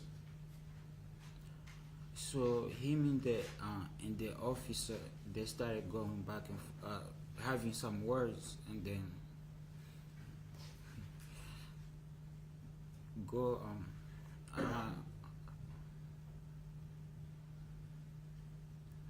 they went around the car to the glass. I see something was going on. That's when I step out the car, and then I just start recording. So when you say they had words, did you hear the words? No. When they run around the car, can you describe that? What did you see specifically? What do you remember them running around the car? They were just like wrestling. Yeah. They just went around the car, went to the glass. We say grass? Yes, grass. Do you know how they got to the grass? Yeah, like I said, they was going back and forth. So what, did you get out of the car? Yes, I did. When did you get out of the car? So after a while, I see him in the office going back and forth. It started looking bad. So I'm like, okay, let me just take out the phone and then just. Why do you say you think it was looking bad? Because they was going back and forth. So what did you do when you saw it going bad and they're going back and forth? So I just took out the phone, and then all I heard was just shut. That's all. So when you say you took out a phone, whose phone did you take out? It was mine. It was your cell phone? Yes, sir. And when you say you took it out, did you start recording a video? Okay, so because before I was in the car, I was in the car, we got pulled over, because also I was on the phone. So, but when I'm about to step out, I kind of like put in a pocket, open the door, and then just take out, start recording. So when you took it out again, that's when you started recording the video of what was going on? Yes. Describe for the jury, what do you remember, without seeing the video, what do you remember in terms of them going back and forth? Describe what you can. What you remember. It was happening fast. What did you see? I saw the office on top of Patrick while I was recording, and then all I heard was pop. Then I think also he told me to stay back. Who told you to stay back? The office, I remember. When you say you saw the officer on top of Patrick, when did you see him on top of him? The same day we got pulled over. Do you remember anything else other than that? How long, what was going on between the two? After that happened, it came like a bunch of police car. They put me in the car police. We came downtown. And that was after the police took you and put you in a police car after this all happened? Yes. I'm going to need the video, please. I'm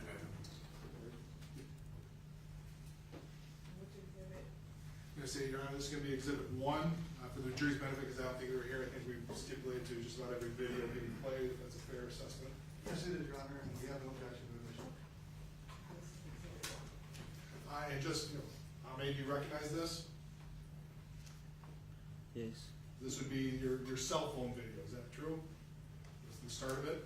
Yes. So this would be about where you're standing when you started to get out of the car and started videotaping. Yes. Play it now, Your Honor. Would it help dim the lights? Run the lights on. Please.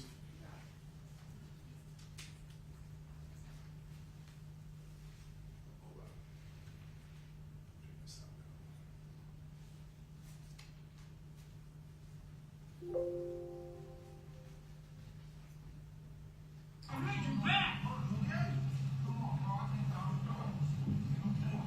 Okay, so you good, like, yo. Sure is my bad. Don't buy in like that, though. I know, but I'm just saying, man. I'm a black man too. I know. Yeah. Come on, man. 1915, service more cars. Okay. Now, you say he's good, but I mean, bro, yo, what's up, man?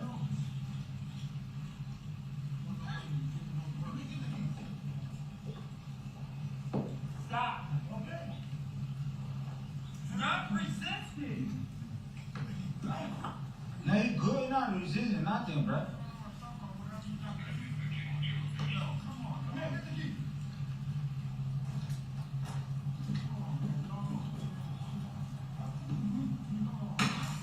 Okay, why you gotta do all that, bro? He good, man. Let go of the taser.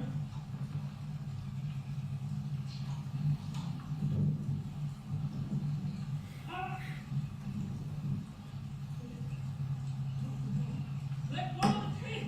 No, like he good, like you can talk to him, bro.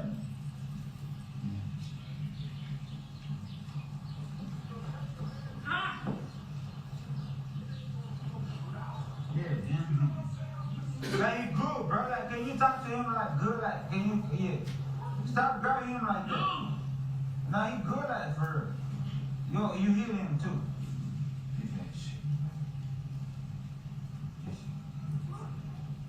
Let go of the taser. Now he ain't brought no taser. I see that. Let go of the taser.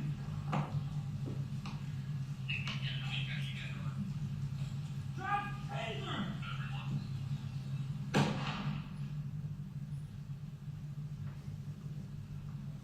Get back.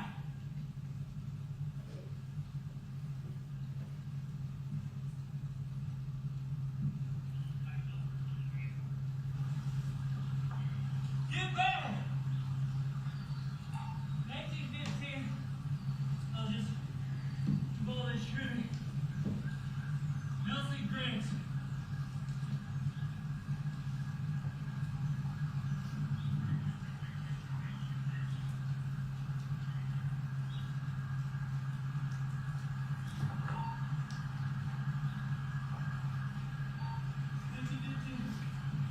Nelson, with the Griggs on the floor.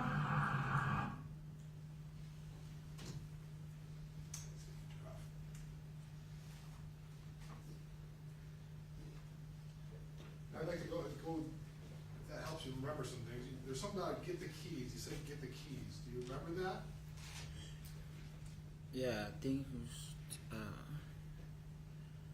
Did you have the keys? You know what was that about? I don't remember. But I did say her get the keys, but I don't remember what. Yeah, And did you have the keys for it? Did you have keys? Did you have the keys to the car? Did you? don't remember. You also said something about you heard him say you hit him too. What do you recall? Who hit who? Hmm? There's something on the video. You said you hit him. Mm-hmm. Who hit him? Who hit who? Who's doing the hitting? Because they was going back and forth still. I was speaking at the moment when I was there.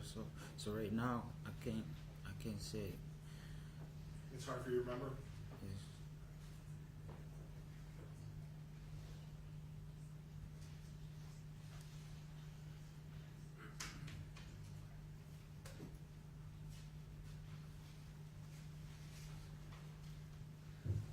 I have nothing further, Your Honor.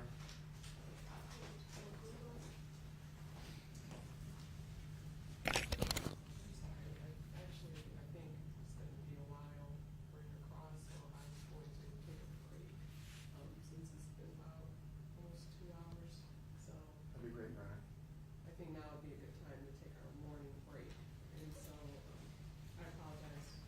No, I was just gonna move this microphone. All right, and so we're gonna take a break for 15 minutes. We'll come back at 10:45. Meanwhile, please remember to leave your notes upside down in your seats and to not discuss the case with each other or with anyone else, and no access to electronics. And we'll see you back in 15 minutes. All right, clear, please.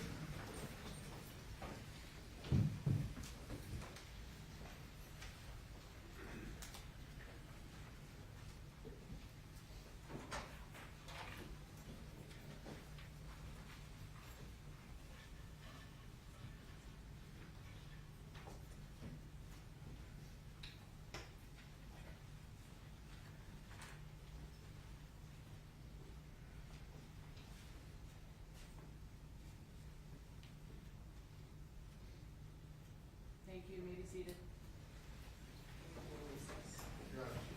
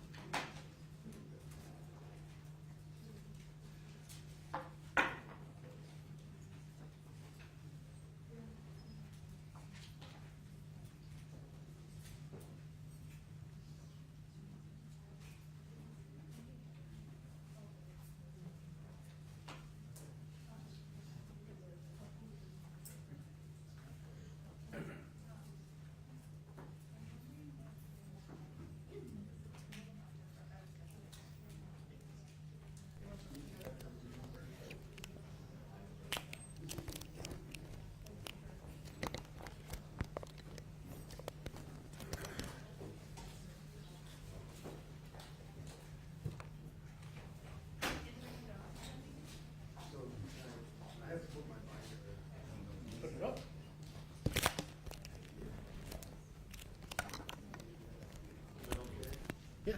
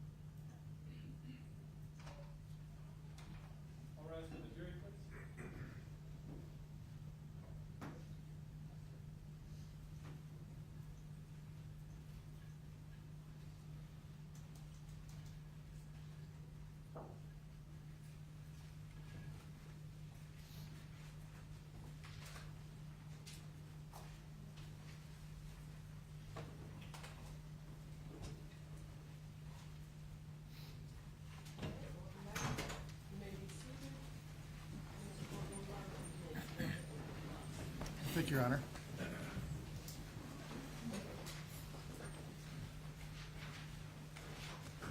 Good morning, Mr. Tuyushime. Man, sir.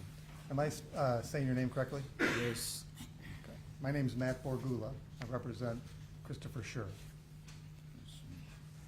You testified on direct that you had a relationship with Patrick Lyoya, Yeah, yes. right? Okay. I think you said he's a friend, like a brother, Yes. so you've known him a long time. I know him for a while. But you don't know his last name, did you? Now I do, but before I didn't. Okay. So at the time of this incident, you didn't know Patrick Lyoya's last name? No, I did not. Okay. And you referred to him by a nickname, right? Yes. What was that nickname? I think called him Pimp. Pimp?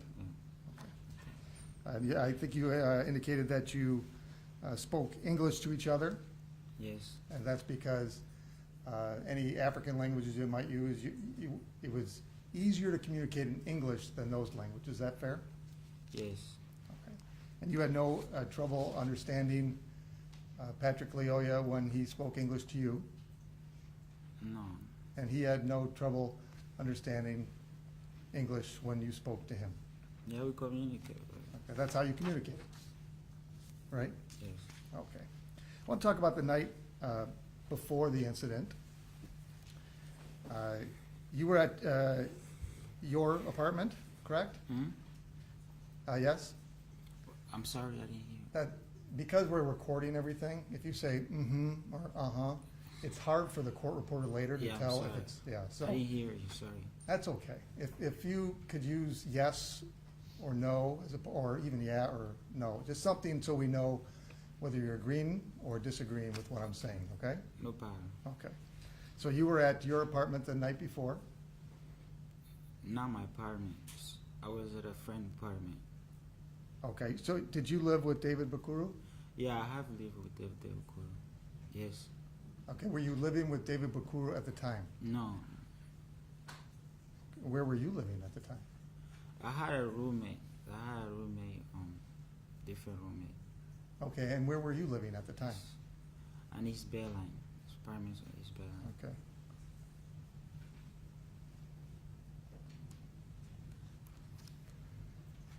So on, this is Sunday, you went over to David Bakuru's apartment?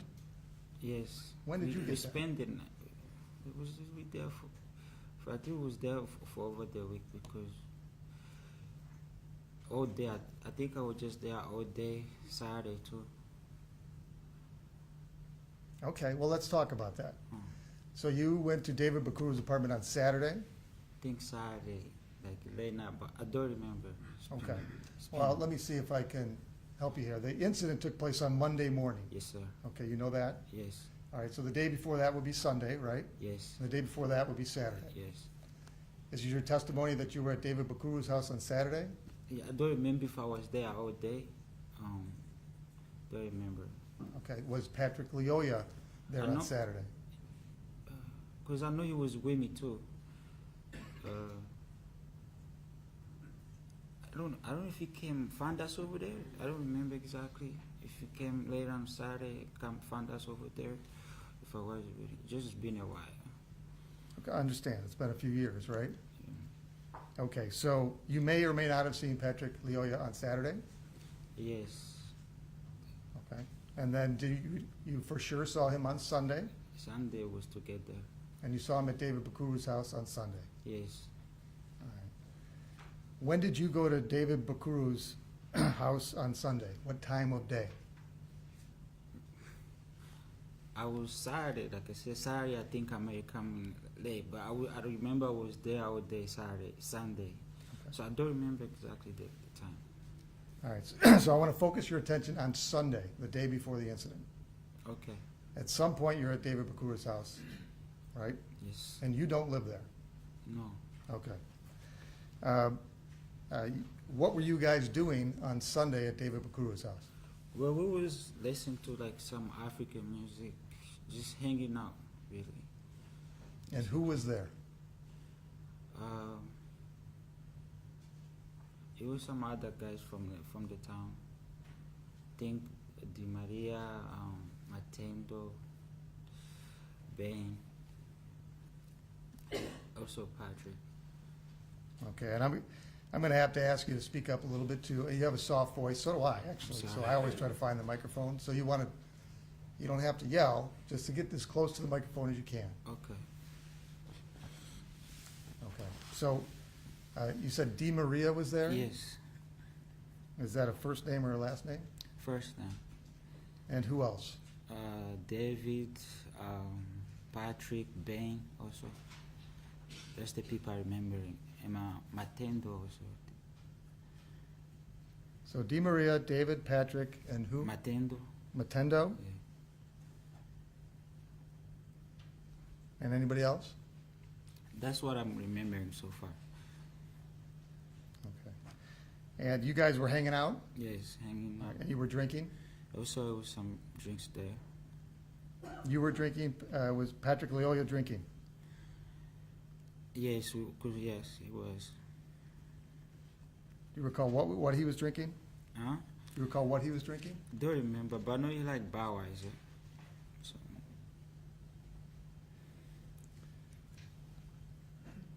And you guys were drinking all day? yes, we were just there hanging out. It's not like drink back to back, but just hanging out, listen to music. Did you go to sleep that night on Sunday? No, I did. I was up. You pulled an all-nighter. Yes.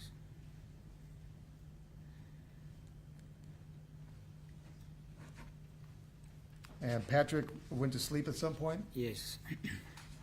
Okay, so he had been drinking, he decided he wanted to go to sleep. I don't know. He just was just laying down in the couch. He was probably getting some rest. Okay, so is the couch in the main room where everybody's Yes, hanging in out? the living room. Yes. And he's got all his clothes on? Yes. Is it fair to say he was passed out? No, he was not passed out. He was good. He was not passed out. You guys were talking and having a good time, right? Yes.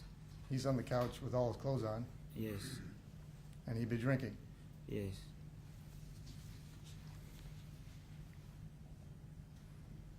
So you stayed up all night until the early morning of Monday, April 4th. Is it fair to say you were drunk? Yeah. I was bad. I'm sorry? I was a little bit bad. I was not too drunk. That's kind of like being a little bit pregnant. You're not too drunk? Yeah. You're kind of drunk. Because, I walked to the car. I'll still be able to move around. Okay. So you decide to go somewhere on Monday morning, Yes. and you're going with Patrick Lyoya, right? Yes. Where are you going? We was about to, one of our friends, he had to take his daughter to school. So, we wake Patrick up so he can be able to drop him to his house so he can take his daughter to school. Okay, so everybody's drinking in this apartment, right? I don't know if everybody, because I was looking who's drinking or not. I know I was, but I don't know if everybody was. All right, and so you decide that you need to take someone for a ride, Mm-hmm. and so Patrick Lyoya gets behind the wheel of the car, right? Mm-hmm. Yes? Yes. Okay. Sorry. I'm sorry. Sorry. I know it's I'm not normal used to- conversation to I'm say, not mhm. used- but for the record, we have to say yes or no, okay? Okay. Okay.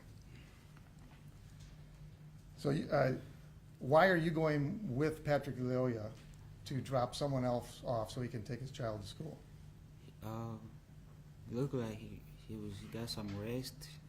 They would just ask him a ride at the moment. I didn't have a car. Also, the other guy didn't have his car with him. Okay, and why are you going? Huh? Just going. I don't remember exactly. Okay. And so who was the friend that you had to drop off so he could take his child to school? His name was Di Maria. Di Maria? Yes. And had he been up all night drinking too? Don't remember. Okay. And he was gonna take his kid to school? Yeah, he said he had to take his daughter daycare or school. I remember something like that. Okay. All right, so it's about 8 in the morning, does that sound about right? Yes. All right, and you, I think you testified, when the prosecutor was asking you questions, that you went and saw Patrick Lyoya's apartment? Yes. Okay, is that where he lived? Yeah, because he told me he just moved there. He was trying to start a business, cutting hair. He likes to cut hair. But this was a residential place where he would live, right? I don't Was he gonna understand. cut hair out of this place, or was he gonna live so there? it was like a duplex. Actually, it's right around the corner where the accident happened. So it was like a duplex. It's a place upstairs and then in the basement. You can store people walking on the street Okay, and was he gonna work as a Yes. hair cutter out of the basement? Yeah, he said he wanna start a business cutting his own haircut. He's cutting people hair. All right, so you're driving around, you see Patrick Lyoya's place, and then you decide to drive some more, and then you decided you're gonna go get something more to drink Yeah, we'll grab some beer. at 8 a.m. on Monday. Yes, I remember exactly the time was. You grabbed some Budweiser, Yes. and Patrick Lyoya got behind the wheel of a car, right? Mm-hmm. And Yes. Yeah, there you go. And he's driving around drunk, right? I don't know if he was drunk, because I know he did get some rest when he was at home. So we thought actually he was good to drive because he got some rest. He slept. But does he even have a driver's license? He should. He drives. He should, right? But do you know if he actually has one? But I never asked. Okay. And after a night of drinking, because he was passed out on the couch, you thought it was okay for him to drive. Is that right? He Is was- that fair? I don't think he was passed out. Just because there's a lot of people, he just want to get some rest. Passed out, I don't think passed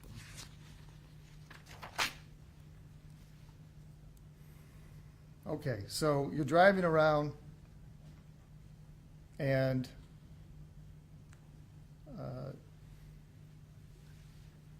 I think you said Patrick Lyoya says there's something wrong with his car, Yes.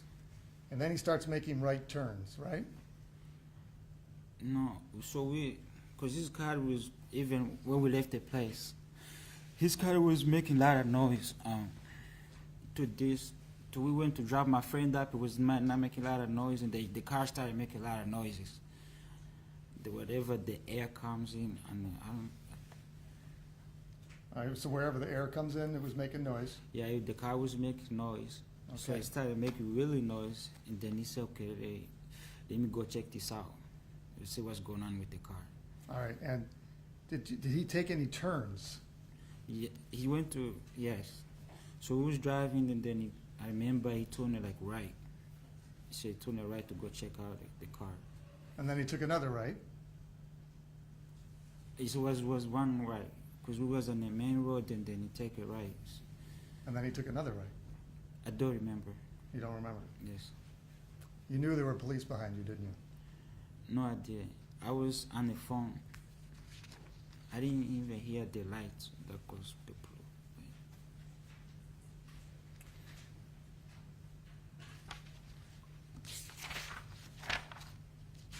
All right, I think you said there was noise out of the back, and then Mr. Lyoya said to you, I'm gonna go check the noise? I'm gonna go check that's why I put off at the road, the main road where was on. That's Okay. why, because that's what I'm thinking. I'm on the phone. Yes. So he was gonna go check that noise? Yeah, what's going on with the car? All right. Is Mr. Lyoya a mechanic? I never seen him fix Okay. cars. All right, so there's a noise, you want to listen to the noise. He jumps out of the car, or quickly gets out of the car, is that fair? Yes. Okay. And before he did so, he turned the car off, right? I don't remember. Okay. And if it's a noise, you would think he would want to keep the car on, right? What's the question again? Did do you see Mr. Lyoya turn the car off? No, I don't remember. You Because don't I know he remember? just put it in the parking, then go check the car. So I remember. I don't. Excuse me. Well, if he's gonna go check the car and the noise is in the back, did you notice he went to the front of the car? No, I saw him get it now. I didn't know this. I just saw him behind it.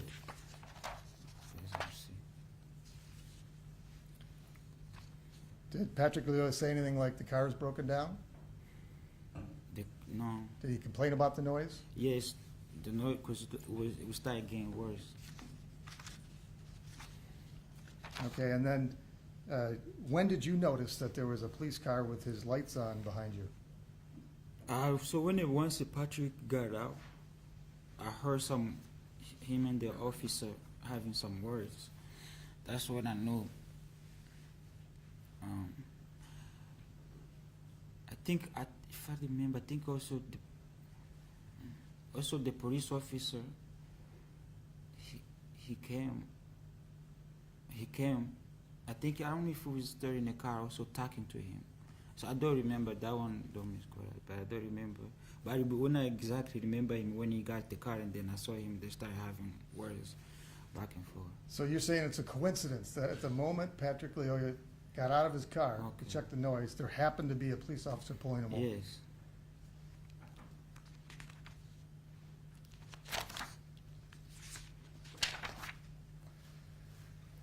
So after you saw that there was a police officer and he was talking to Patrick Lyoya, did Patrick Lyoya open the door to the car? Yeah, yes. Okay. Did he ask you for his ID? I remember he saying to check something in my car. So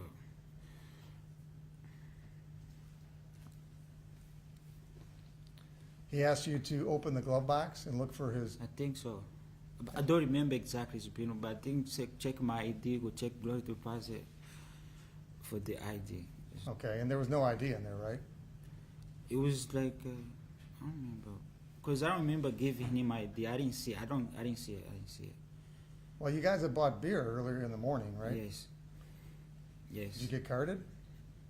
You know what I mean by that? Did anybody ask you for your ID when you bought the beer? Yes. I think Okay. I had my ID. Okay, and so you bought the beer? Yeah. For the I don't know who paid for it, but I had my ID. I probably ended up paying it, the bills. Okay, and you keep your ID in your wallet? Was it my yes? Okay, and Patrick Lyoya had his wallet in his pants, right? I'm not sure. I don't remember. But he's asking you to look for his driver's license in the glove box, He asked me to look for so. and you did not find one. I don't remember finding. Were there any IDs in the car of which you were aware? Did I see ID? I don't remember. I don't recall it.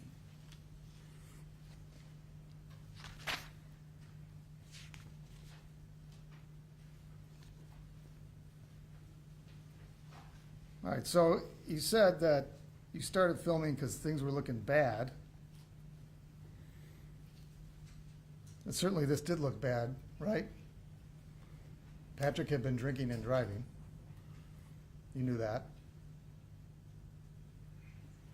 Like I said, he was sleeping, so we thought he got some rest. He was be able to go to drive. So I was not in him for me to know if he was drunk. Okay. Seemed like he was driving fine, but Did you guys have open beer in the car? yes, Did you think that was okay? no, that was not okay. Okay, because you can't drive around with open beer in the car. You're pretty drunk at this point, right? I'm sorry. You're pretty drunk at this point, right? Like I said, I was told. I don't know what you consider drunk. Like, what drunk? Not remember anything happened? Or what kind of drunk you consider? Well, there's blackout drunk, right? Yes. You weren't blackout drunk, where you can't remember anything, right? And there's drunk, where your ability to perceive what's going on is affected by the alcohol in your system. Do you think you were drunk? I was still active. I was not.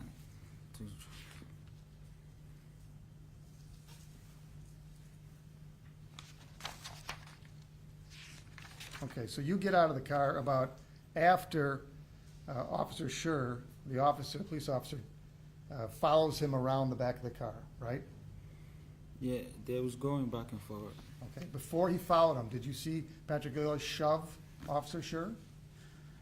They both was kind of aggressive with each other. And before, did you see Patrick shove Officer Schurr? No, I don't quite. No.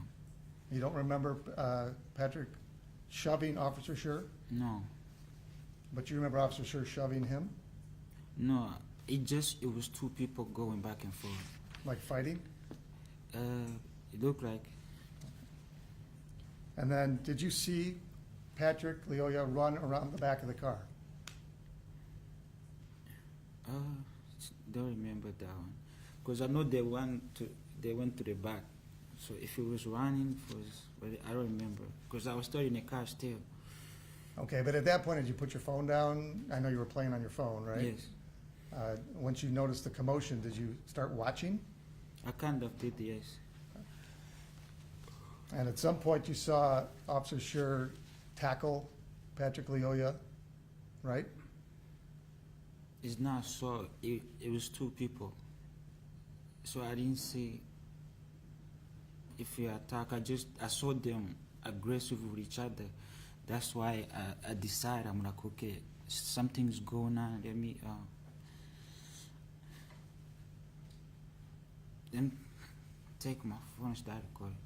Okay, all right. Did you see with your eyes Officer Schurr tackle Patrick Lyoya on the grass? When I saw it, he was on top of Patrick. Okay. I don't remember him like attack, but all I saw he was on top of Patrick.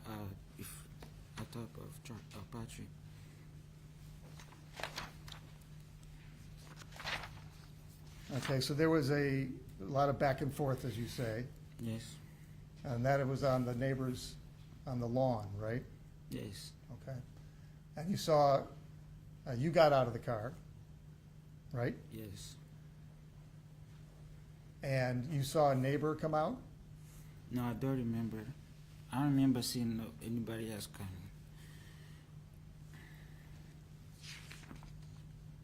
Okay, on your video,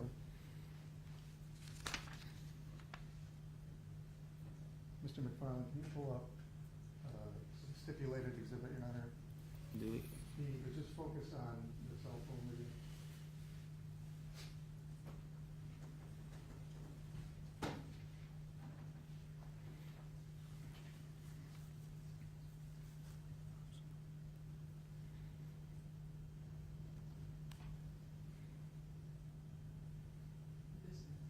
Yes, this is B.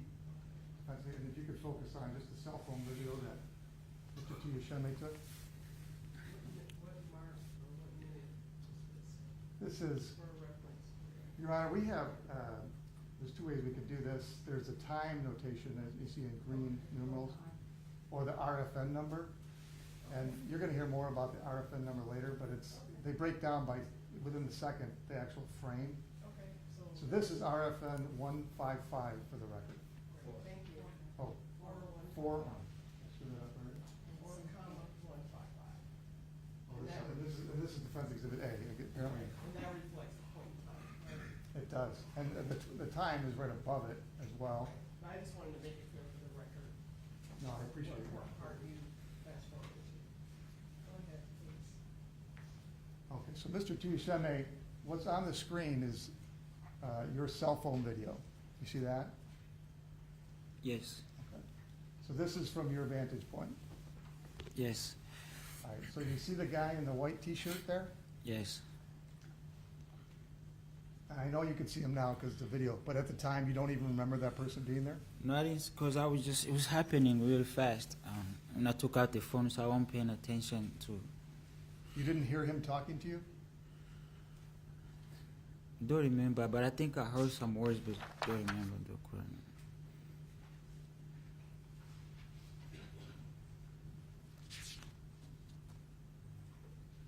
Okay, and if we could go have ready to go RFN 4956. All right, so Mr. Tuyuseme, so this altercation occurs between Patrick Lyoya and Officer Schurr, right? You're now filming it. Patrick Lyoya starts trying to communicate with you, right? Yes. Okay, and he's doing it in English, right? Yes. Okay, and you're actually giving some kind of play-by-play on the video, right? You're What does that talking to mean? yourself?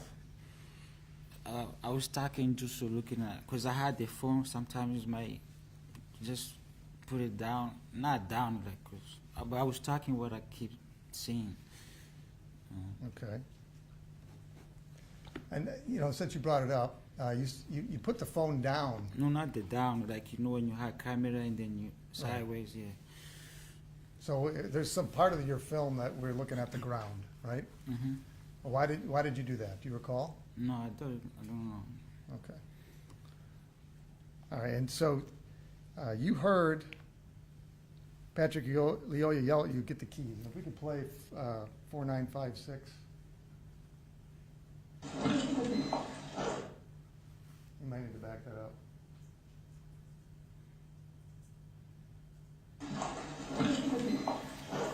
Do you hear Patrick Lyoya yelling at you to get the keys? Yeah, just. And he's looking at you, right? Mm-hmm. Yes. Okay, and I think you testified on direct, you don't know why he's yelling at you to get the keys. Mm-mm. No. He wasn't asking you to start the car? No. All right. And he does it 2 more times, right? I don't remember. You don't remember? I just found that, yeah. Now, you heard the officer at the time was trying to arrest Patrick, right? Trying to arrest. He kept saying, "Stop resisting," Okay. right? Do you remember that? Well, like I said, there was things going on between 2 officers, Patrick and the officer. Really, I just took out the phone, started recording. Mm-hmm. So, no, You saw the officer trying to get Patrick under arrest, right? yes, Okay, and you knew Patrick Lyoya had been drinking and driving, right?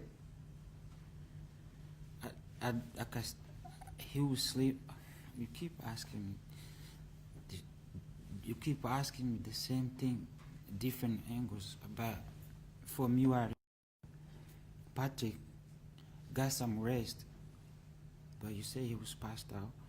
He got some rest, and then we say, Patrick, maybe it was good to drive. So Okay. I don't know if it was. Did you give him a breathalyzer? No, I didn't. Okay. But I don't know why. And you let your other friend go drive his kid to school, right? No, he didn't. I don't know if he drove the kid to school because we dropped him off. But you keep asking me different. Well, because you're telling the officer to. Jack, he's arguing with the witness now, Your Honor. I'd like to ask a question, Your Honor. Just ask a question. You are telling the officer to stop grabbing him like that, right? Yeah, I heard in the video. Just heard, yes. So you're telling the officer not to arrest him? I'm not telling no officer what to do.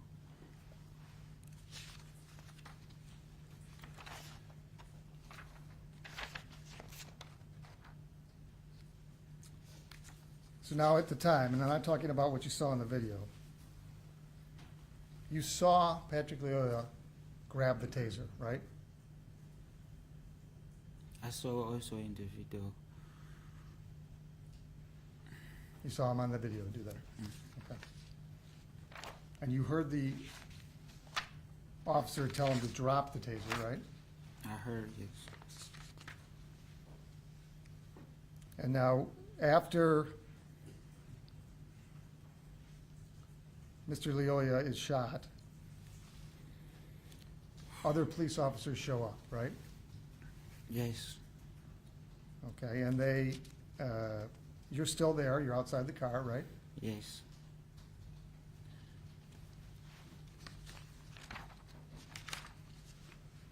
And they tell you to put your hands on your head, right? Yes. And you did. Yes. And they tell you to back up, right? Yes. And you did. Yes. Okay, because you know that in that situation, you have to comply with the commands of the police officers, right? Yes. Okay. So why are you telling Officer Schurr to let Patrick Lyoya go when he's telling him to stop resisting? So exactly what you were asking. I'm not. I was just speaking as I saw the video, and then I'm not in a position to tell the officer what to do. Okay, but you were, right? I wasn't. I feel like I wasn't. Stop grabbing him that way? Huh? Sorry. You were telling the officer to stop grabbing him that way. I saw them. They was fighting, but not fighting, going back and forth.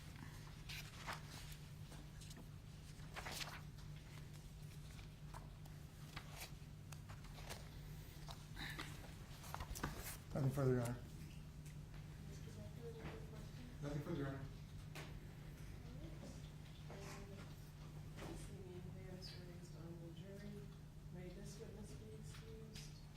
You mean, Your Honor? Any objection? No objection, Your Honor. Thank you very much, sir. You are excused. Thank you. Only Butler?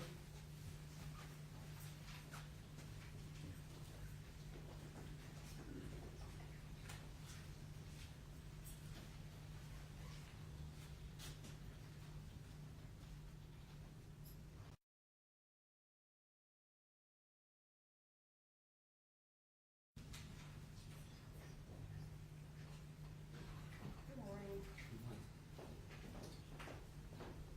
And sir, before you take your seat, if you please raise your right hand, my clerk will swear you in. Do you solemnly swear that the testimony you're about to give in this matter will be the truth, the whole truth, and nothing but the truth, so Yeah. help you God? Yes, ma'am. Thank you. You may be seated. Whenever you're ready, Mr. Clerk. Thank you, Your Honor. Sir, could you state your name and spell it for the record, please? My name is Wayne Butler, Wayne Butler. Sure, I'd like to take you back to April 4th of 2022, where you were living in the area of Nelson and Griggs in the city of Grand Rapids. Yes, sir. Could you tell what were you doing that morning at your house? I was actually just getting out of the shower. Yeah, I was just getting out of the shower. Okay, as you're getting out of the shower, did something catch your attention? Yeah. Unusual happening in your neighborhood? Yeah, so I was getting out of the shower. I go to my bedroom, and I notice, my shades were shut, but I noticed like police lights, and it's kind of odd because I'm far in. To this day, nobody's been pulled over in front of my, one of those kind of things. It's not like, anyway, so it was an odd occurrence. And so I look out, and I just looked under the blinds, and I saw it was like a traffic stop. And it proceeded me to go downstairs and kind of see what was going on. I kind of raced down, put my shorts on or pants or whatever it was that morning, T-shirt. Now, you say when you looked at, I guess the initial, when you look out of your blinds, you say it's a traffic stop. What did you see specifically the traffic stop? I saw the car that was being pulled over here, and then the officer's car behind it. And I don't even quite remember if the officer had got out at that point. I don't even know if they had gotten into that. I believe that by the time I had got my pants on real quick and went downstairs to see what was going on, it had just started. That's what I recall. When you say it just started, what do you mean it had just started? That's 60 second or minute and 30 seconds. That was, what I guess the video that everyone's seen. Okay. So I guess, without getting the video right now, could you tell the jury, when you come downstairs, you put on your pants, where do you go? So I'm on my porch, and it's closed in. So I'm just kind of like observing what's going on at the time. And then I see Patrick get out, and he's out of his car. That was the first thing. I'm like, man, you're supposed to get out of the car. But then I see this tussle proceed. And yeah, it was horrific. I mean, the first thing I kind of noticed that kind of caught my attention was something that was black fell off, and at first I thought it was an officer's gun, and I didn't want to get shot. Like immediately, that's where my mind went. This tussle's going to end up in someone dying, you know. And I didn't know what. It's just like one of those things but you don't know what to do. So you stop you right there. Okay. You try and stick with what you Okay. saw. Yeah, That's okay, what you okay. saw, what you remember. So when you see where's this initial tussle that you see when you're standing on your porch? It comes from the street and it goes like to my front lawn. So in the front lawn is where I saw the black thing fall off, and I guess it ended up being a shoe or maybe a walkie-talkie or something. Yeah, that's what I. Describe a little bit better for the jury. What do you see in the tussle then? Is it now they're in their front yard? Okay. What describe for the tussle? So the tussle is like the officer has Patrick, and he's running. So the car is here, and he's like running in like a circle, like if somebody was running, they were committing a crime, like they'd run straight, right? But he was running in like a circle, and then there was this guy, and he's just videotaping this whole thing, and I'm like, what is going on here? You know, this is all the way out of control. It's a wrestling match that like. What I saw was a wrestling match where Patrick didn't fight back, but he didn't like physically fight back and the officer like had control of him, but it was a tussle. If that can explain it best, like a. So you talk about a wrestling match and a tussle. Yes. When you say, what do you mean Patrick didn't fight back? Can you describe Meaning like he was like he didn't lay down, like. My daughter wrestles, right? So he was like the one on the ground the whole time, but he wasn't like just like put your hands behind your back. He wasn't complying, but he also wasn't like fighting the officer off. It wasn't that kind of thing. You know, the officer was on top of him, holding him down, and he was trying to work his way. That's what I mean by tussle. You know, if you can kind of picture that. So this is happening essentially in your yard? Yes. So what happened, this tussle? What happens after? Then Patrick gets up and then it goes next door. How does it go next door? Describe the jury. You remember going next door. I'm sorry to interrupt, but please let him finish the question completely. I know you don't testify every day, but just let him finish the complete question. Yes, and ma'am. then answer, Yes, because Your you're talking over each other. I'm sorry, yeah. And then that makes it hard when someone wants to transcribe later. I'm so sorry. It's okay. I'm sorry. So if you can ask. So you go back in terms of, so you say he gets up, you saw Patrick get up. Describe to the jury what you saw as they move into the next yard.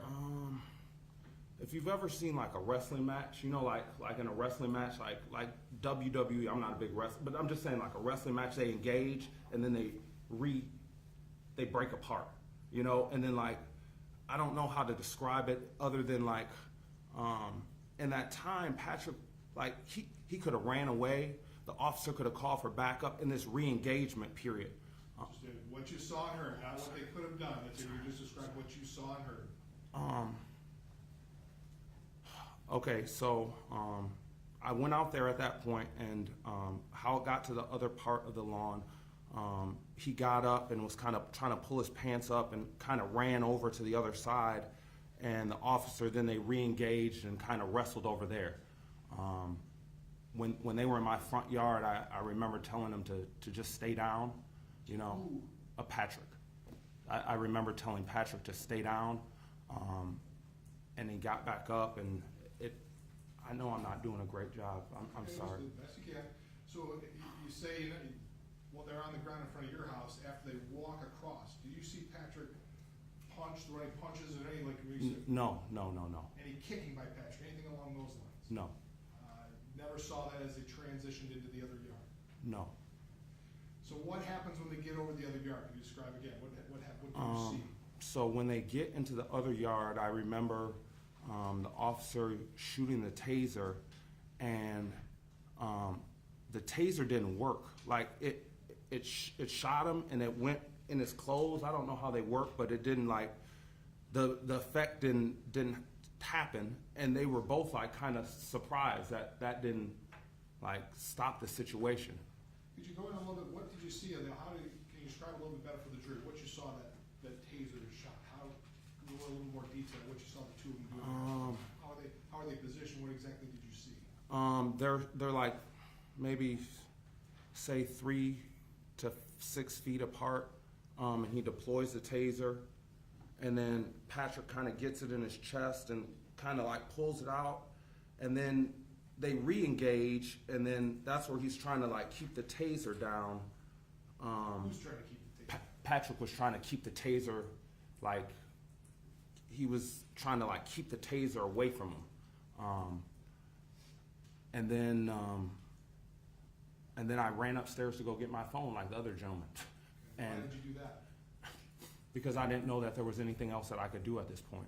I felt like I talked to the officer, I talked to Patrick. And maybe I didn't. Maybe there was more I could have done, but You say you talked to the officer. What do you mean by that? I just told them both. I just said, hey, stay down, just relax, chill. Hey, get your guy. I was just trying to calm the situation, and I think when I went upstairs, if I didn't go upstairs, I think if somebody had been there to oversee the situation, it might have not. Now, going back in terms of when you're there, just as you're standing outside, what did you hear Patrick say? Did you hear Patrick say anything? I don't know. I can't testify to anything. I don't know. It was really a traumatic experience. It was very, very traumatic, and like a lot of it's blocked out, and I'm only going to tell you what I know to be a fact. What did you remember the officer saying? I don't know. I think I blocked out a lot of those words. I just remember the actions and the moment and the feeling. Now, you went upstairs, so you didn't see how it ended. Yes. Did you hear anything after you went upstairs? Yes. So I ran upstairs, and I actually timed myself like before, just so I'd have like the proper information for the jury. And it's like 7 seconds, like 1, 2, 3, 4, grab my phone off the bed, run back downstairs. And by the time I got to like the third step, I heard the pop, like the third step from the floor. I heard a pop, and then I looked, and then he stepped back and he said, "Officer involved shooting." And yeah, that was. And you were inside your house at that point in time? No, I just got back. Yeah, when the shot went off. Yes, sir. I'm sorry. Now we're going to show you Exhibit 1 of the video again. Go through it a little bit with you. Put it on the screen, please. Hey, dim the lights too, please, if you could. There's a laser pointer right here. Just hit that big button. Okay. Now, you recognize this? Yep. What's on the video here? Yes, I do. Yeah. What do you recognize this as? That's my house, and that's my fiance's car. All right. And are you in this? Yes, that's me in the You white used the shirt. laser pointer, Oh, right? sorry, That's what- sorry. That's me in the white shirt. So this is after you come outside. Yes.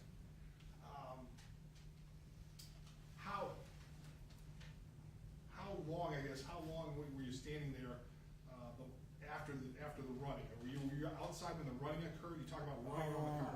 Was that? So I was here for most of it, and then I came out once it got to be like this, and I believe that's where I was saying, just stay down. But I wanted to keep the distance, like you notice where I'm positioned with the car. I didn't want to get shot. Like in my whole time in my mind, and I know it's just my opinion, but this is why I'm positioned like this, because somebody's going to get shot. If you wake up in the morning and you see this, this isn't going to end good. All right, so just stop Sorry. right there. Okay. So we're going to play a little bit more. You good, like, yo. Don't bring him like that, though. Did you hear that? I'm a black man too? Yeah. So is that you? Yeah, that's me. Okay. And who were you talking to at that I point? was talking to Patrick. I was just telling him, man, come on. I know it might not be your day, man, but you got to stay down to live. Keep going. Yeah. 1915, several more cars. Now, he said he's good, brother. Yo, what's up, man?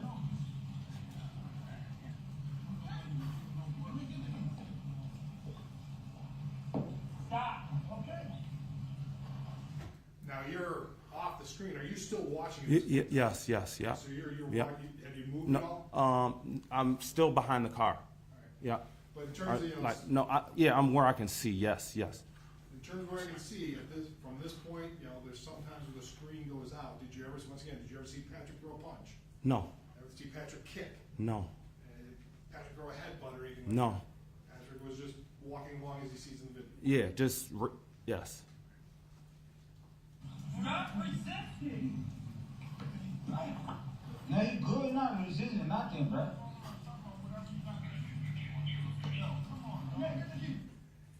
Come on, dog. I heard that. Yeah. Was that you? Yeah. Who were you talking to at that point? Just like the whole situation, like just stop. Whatever you're doing, just stop. You know, just stop. Like this is an officer of the law, you know, and like in America's history, this is how it ends every time. If Just stop right there. So you just stop right there. But you were just trying. You were talking genuinely. yes, I was just trying to reason with the person that needed to be I felt could reason with. I didn't know I could reason with the officer necessarily. We'll play a little bit longer.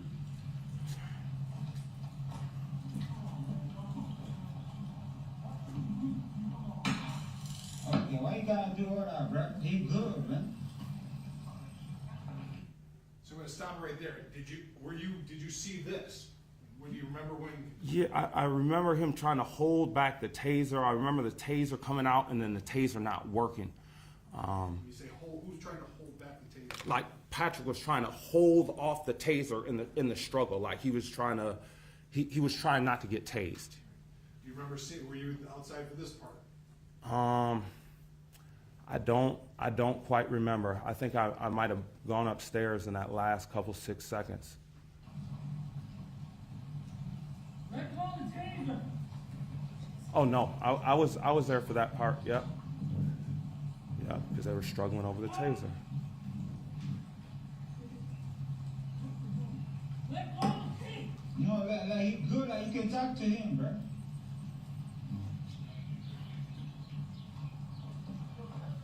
Ah. Do you remember if you were outside at this point in time? You know. I'm not sure. I probably was. I went upstairs for that last 6 seconds of the video, as I said. That's what I know to be a fact. So just before the shot was, that's when you ran inside. Yes. And once again, any point in time when you were outside watching that, did you see punching, kicking, hitting on that? No. Did you hear him say anything to the officer, threaten him in anything? No.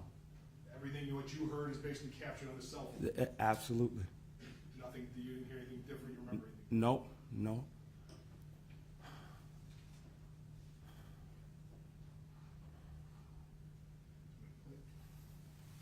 Said you came back outside, though, right? Yes, sir. Yeah, man. Like he good, bro. Like, can you talk to him like good? Like, can you, yeah. Stop grabbing him like that. Nah, he good like for real. Yo, you heal him too. Get that shit. Let go of the taser. Nah, he ain't got no taser. I see that. Let go of the taser.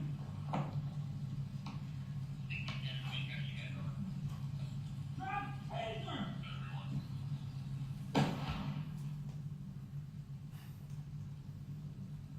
Now, is this when you came back outside? Yes. So this is what you saw when you Yeah. came back out. Yeah. And I saw him backing up, saying officer involved shooting. He called it in right away. Get back.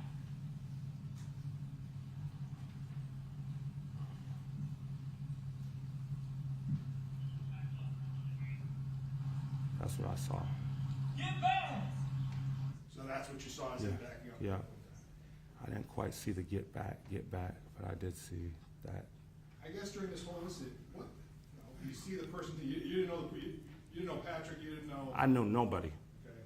The person taking the cell phone. Did you ever see him approach getting closer than this? No. No. What was he doing? Just He was just recording.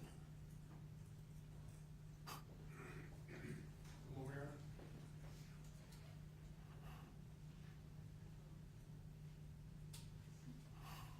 Did you see Patrick with any weapons? Anything? No. All right. Thank you. I have nothing further, Your Honor. Hi, Mr. Butler. Hey, how's it going, sir? Do you need water, sir? Yes, that would be fantastic. That's what it's for, yeah. It's not a test to see how long you can go without water. Help yourself. Do you help? You've never testified before? I guess you testified once. Yeah, maybe, yes. Okay. Take your time. You okay? Yeah, I'm fine. Okay, all right. So I think we've established that you didn't see everything, Yes, and you ran upstairs kind of during the critical moment, right? the last 6 seconds, God spared my eyes, yes. And if we could switch over to the defense. And Mr. McFarland, if I could get the video. This is Exhibit A.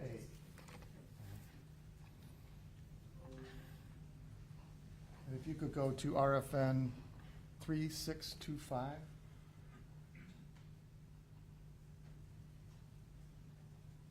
And if we could dim the lights, please. And then if you could zoom in on the dash cam video, Mr. McFarland. Mr. Butler, do you still have the Yes, laser sir. pointer? Yes, sir. Okay.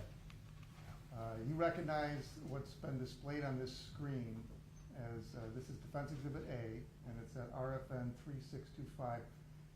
Your house is in the foreground there? Yes, sir. Okay. And that's you in the white T-shirt? Yes, sir. Okay. And you're just getting ready for work, right? That's it. Yeah. You weren't planning on this in your day, right? No, sir. Okay. What time do you normally go to work? That morning, I was actually heading to the auction in Jenison. Okay. Yeah, so about 9 o'clock, yes. Okay. What kind of auction? Car auction. I Okay. was So that's what working you with do for a living? Yeah, I was Okay. working, yeah. All right, so you're coming out, and for the record, is that about the time when you came out of your house? Is that fair? I can back it up a little bit if you want. I just want to get the time when you actually came out. No, I didn't appear. So I was on my porch with the door closed first, Okay. like watching from a safe place. And then when I saw it escalated, I figured I should step outside, and that's when you see me kind of intervene. So when you see me off of the porch, I'm probably on the porch maybe another, 20 seconds. I don't know how much further, but I was on the porch prior watching. I didn't just jump out into action. I was kind of observing to see what was going to happen first. All right, and were you watching through that door that is now open? Yes, sir. Yes, sir. Mr. McFarland, if you could back it up. Okay, stop there. So it's kind of hard to see, but you can see you're watching there. Yeah, yeah. Okay, so you're through the door, and there's a car between you and Mr. Lyoya and Officer Schurr, right? Yes, sir. Yeah. And they're on the ground at this point, Yep. right? So were you able to see them on the ground, or did you come out to get a better view? I came out to see what was going on. Yeah. So you don't have a full picture of what's going on. Did you see, if we can go back another 5 seconds? This is RFN 3539. Okay. That's where we were, 3539. Okay, stop there. Mine stopped at 3406. RFN. I think you're on, if it's not clear, RFN 3406. I'm showing you, it appears that you're not in the doorway. Is that fair? Right. Yeah. Yeah. Do you have any recollection of where you were at this point? Maybe on the way down the stairs. Okay. When you first noticed something was going on, were you upstairs? Yeah, I was in the window to the left. Okay. The upstairs window to the left. And your stairs are sort of just down the corner, Yep. you come down and then you're on the Exactly. porch? That window right there on the side is to my steps. Okay, and if you could point with it on the laser I'm pointer? so sorry. That's okay. I'm so sorry, guys. I'm sorry. So my steps, this is my bathroom, and anyways, I came right down the steps.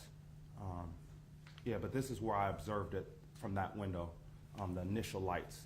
Okay. And so you came down, and if we could play it forward.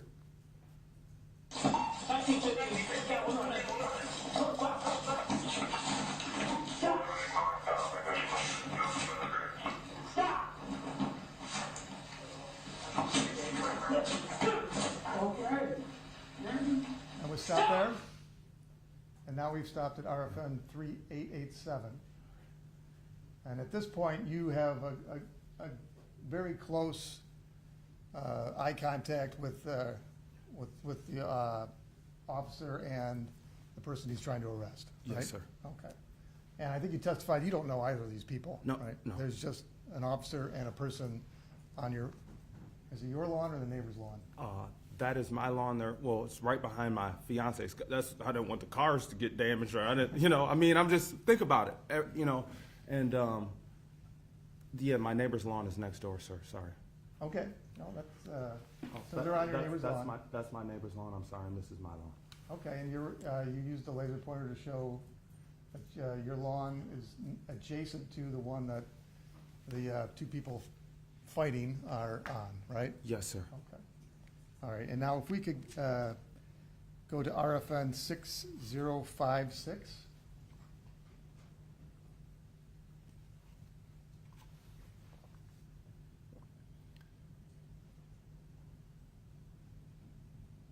And if we could blow up on the dash cam.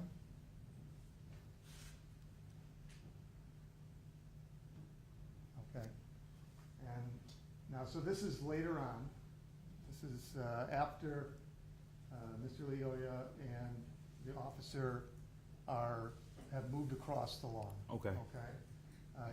Can you still see yourself? Yes, Okay, so you're still watching. yes. And if we could go forward. Play forward, please.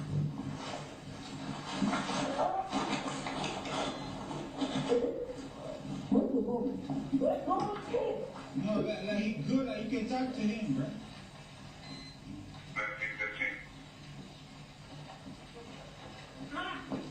Stop there, please. So at 6603, RFN 6603, you poke back out after going inside, right? Okay, yeah, All right. And you appear to be talking. okay. Is this when you're talking to the passenger of the car? Yes, sir. Okay. And does he appear to be looking at you? No, sir. He wasn't looking at you? Oh, well, no, maybe he was looking at me, but he wasn't responding to me. Did you make eye contact with him? Yeah, I believe so. I was speaking If you directly remember. to him, yes. Okay. Okay, keep going. Play forward, please. Like he good, bro. Like, can you talk to him like good? Like, can you, yeah. Stop guarding him like that. Now he good at it for yo, you hit him too.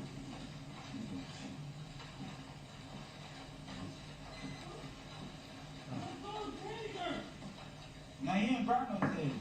Stop there. Okay, can you describe what you're doing at RFN 7314?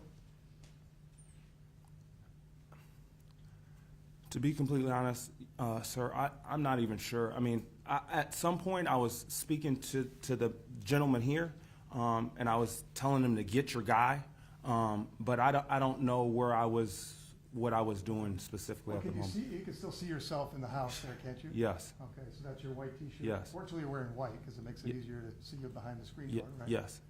And is this the point where you think you might have gone upstairs? We could play a little further. Would that help? Yeah, it would help. let's It play. really would. Okay, stop there. Oh, well, can you go a little further so we don't have a windshield wiper blade? Okay, so do you see yourself anymore? No, I don't. And we are at RFN 7415. So is it fair to say at this point, you are going up the stairs, not watching what's happening? Yes. Okay. That's fair. All right, now if we could go to RFN 8396.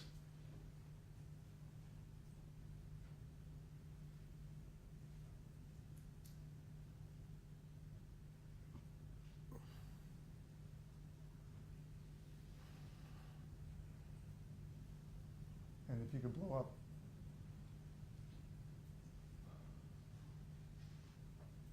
All right, at RFN 8396, do you see yourself opening the door? Yes, sir. Okay, is this consistent with what you recall when you came back down? Yes.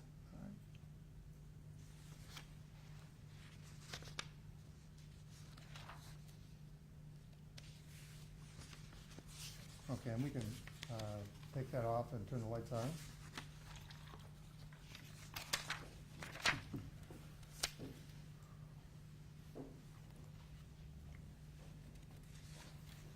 Now, I think you indicated that you talked to Mr. Lyoya, right? Yes, sir. Trying to get him to not resist arrest, is that fair? Yeah, to comply. to comply with what the officer's telling him to do. Correct. Okay. You also talked to the passenger of the car. Yes. I think I heard you say, you know, tell your boy to do something. Yeah. Okay. And you did not see any assistance from the passenger. No, I didn't. Okay. You saw Officer Schurr breathing heavy? Or Yes. heard it? Yes. Okay. And you knew the officer was tired? Yes. Okay. You saw him completely out of breath? Yes. Okay. They were both exhausted. Okay. It was your perception that My both perception. of them were Yes. both Yes, exhausted? sir. Okay. And then, I believe you said that you saw him grab the taser Yes. and move it yes. aside? Yeah, they were like struggling over the taser. Yes. Okay.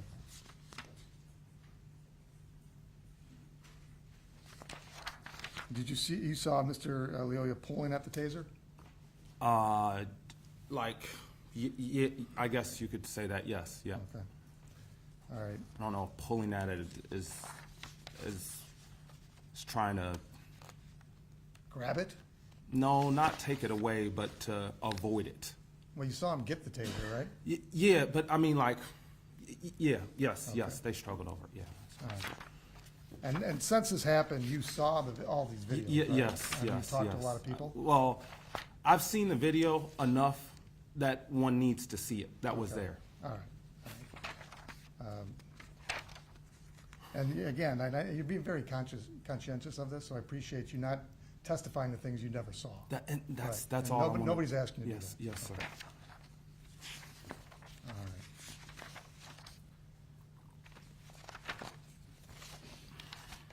One moment, Your Honor.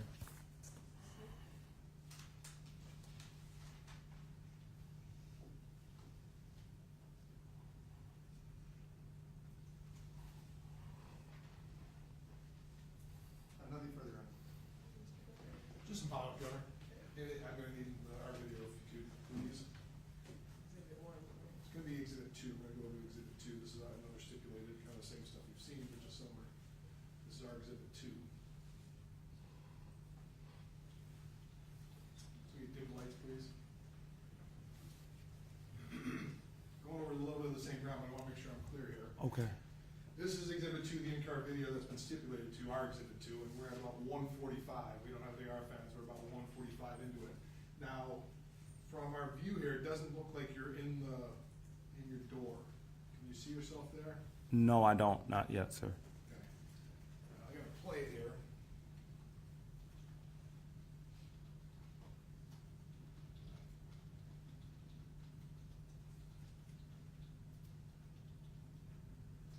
Okay, can you see it there? Can you see yourself now? Yes. Once again, you talk, on your direct exam, you're talking about kind of a circle run. Right, because I was upstairs in this room, and that's when I saw the lights, and I saw the stop, and I saw him get out. And then, when I came down, I see him on the other side of the car doing this. So to me, it's running in a circle. You know, if you don't plan on this, you wake up, you come downstairs, and you see this, someone's running in a circle. And that's what I was gonna ask you, how did you see that? Because, this is, maybe backing up a little bit. Go back 10 seconds. So 1:43, you're not in the window. No, I believe I'm right up there now. But yes. I'll just play it again.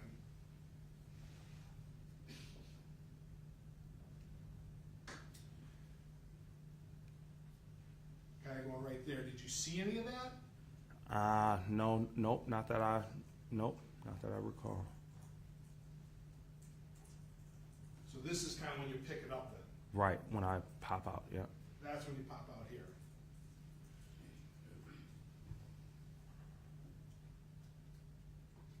And what made you come outside there? The tussle in the front lawn. So you just want to kind of lend your assistance? Well, it's on your property. When God brings something to you on your front doorstep, it doesn't get any more literal than that if you're a person of faith.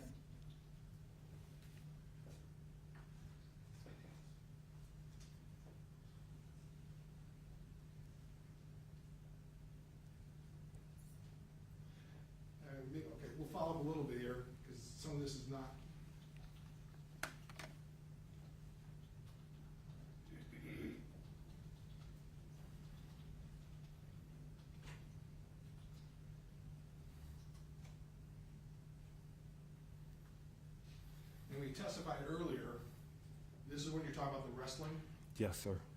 So in terms of when the being on the wrestling, who was on the bottom? Patrick was on the bottom at all The officer was on the top at all times. at all times. Well, he had control the whole time. Who had it? The officer had control the whole time. As I testified before, I'm a sports fan. It's like watching a game where the team has the lead the whole time. It might be close, but one team has the lead the entire game. So I guess who's having the lead the entire game is what you're saying. The officer had the lead.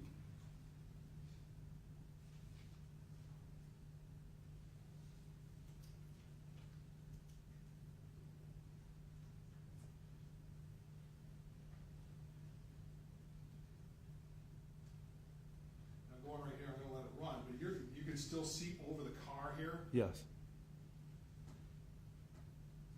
And is this the point where the taser was grabbed? Yeah. Mr. Borgula asked you on direct in terms of, you said, no, not trying to take it away. Can you just, why do you tell the jury, why are you saying that to the jury? In my opinion, what it felt like to me is he wasn't trying to get tased. Once and again, whether that's right or not, it wasn't like he was going to take the taser. The way I felt, he wasn't going to take the taser and use it.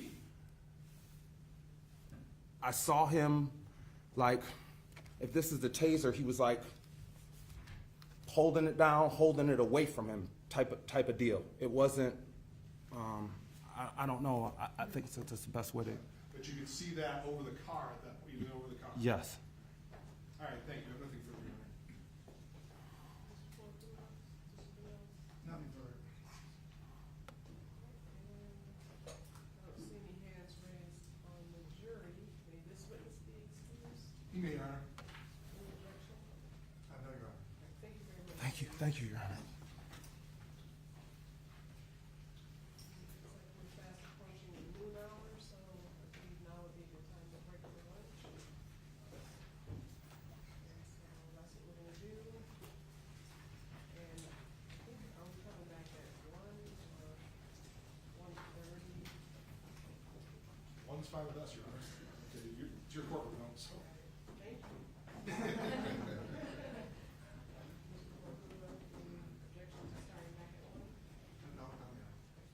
All right, so we'll get started back at 1. So meanwhile, please leave your notes upside down in your chairs, and remember you're not to discuss the case with each other or with anyone else.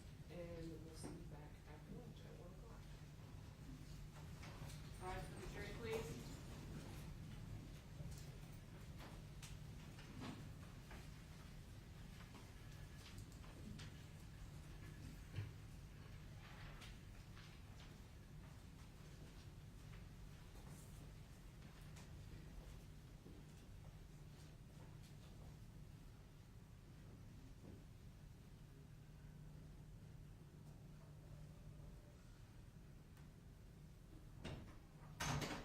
Thank you. You may be seated. And anything we need to address for the people before breaking for lunch? Not from my perspective, Your Honor, no. Vince, I know you're on. Thank you. of course, in recess for lunch. You know, like the court, so we can leave everything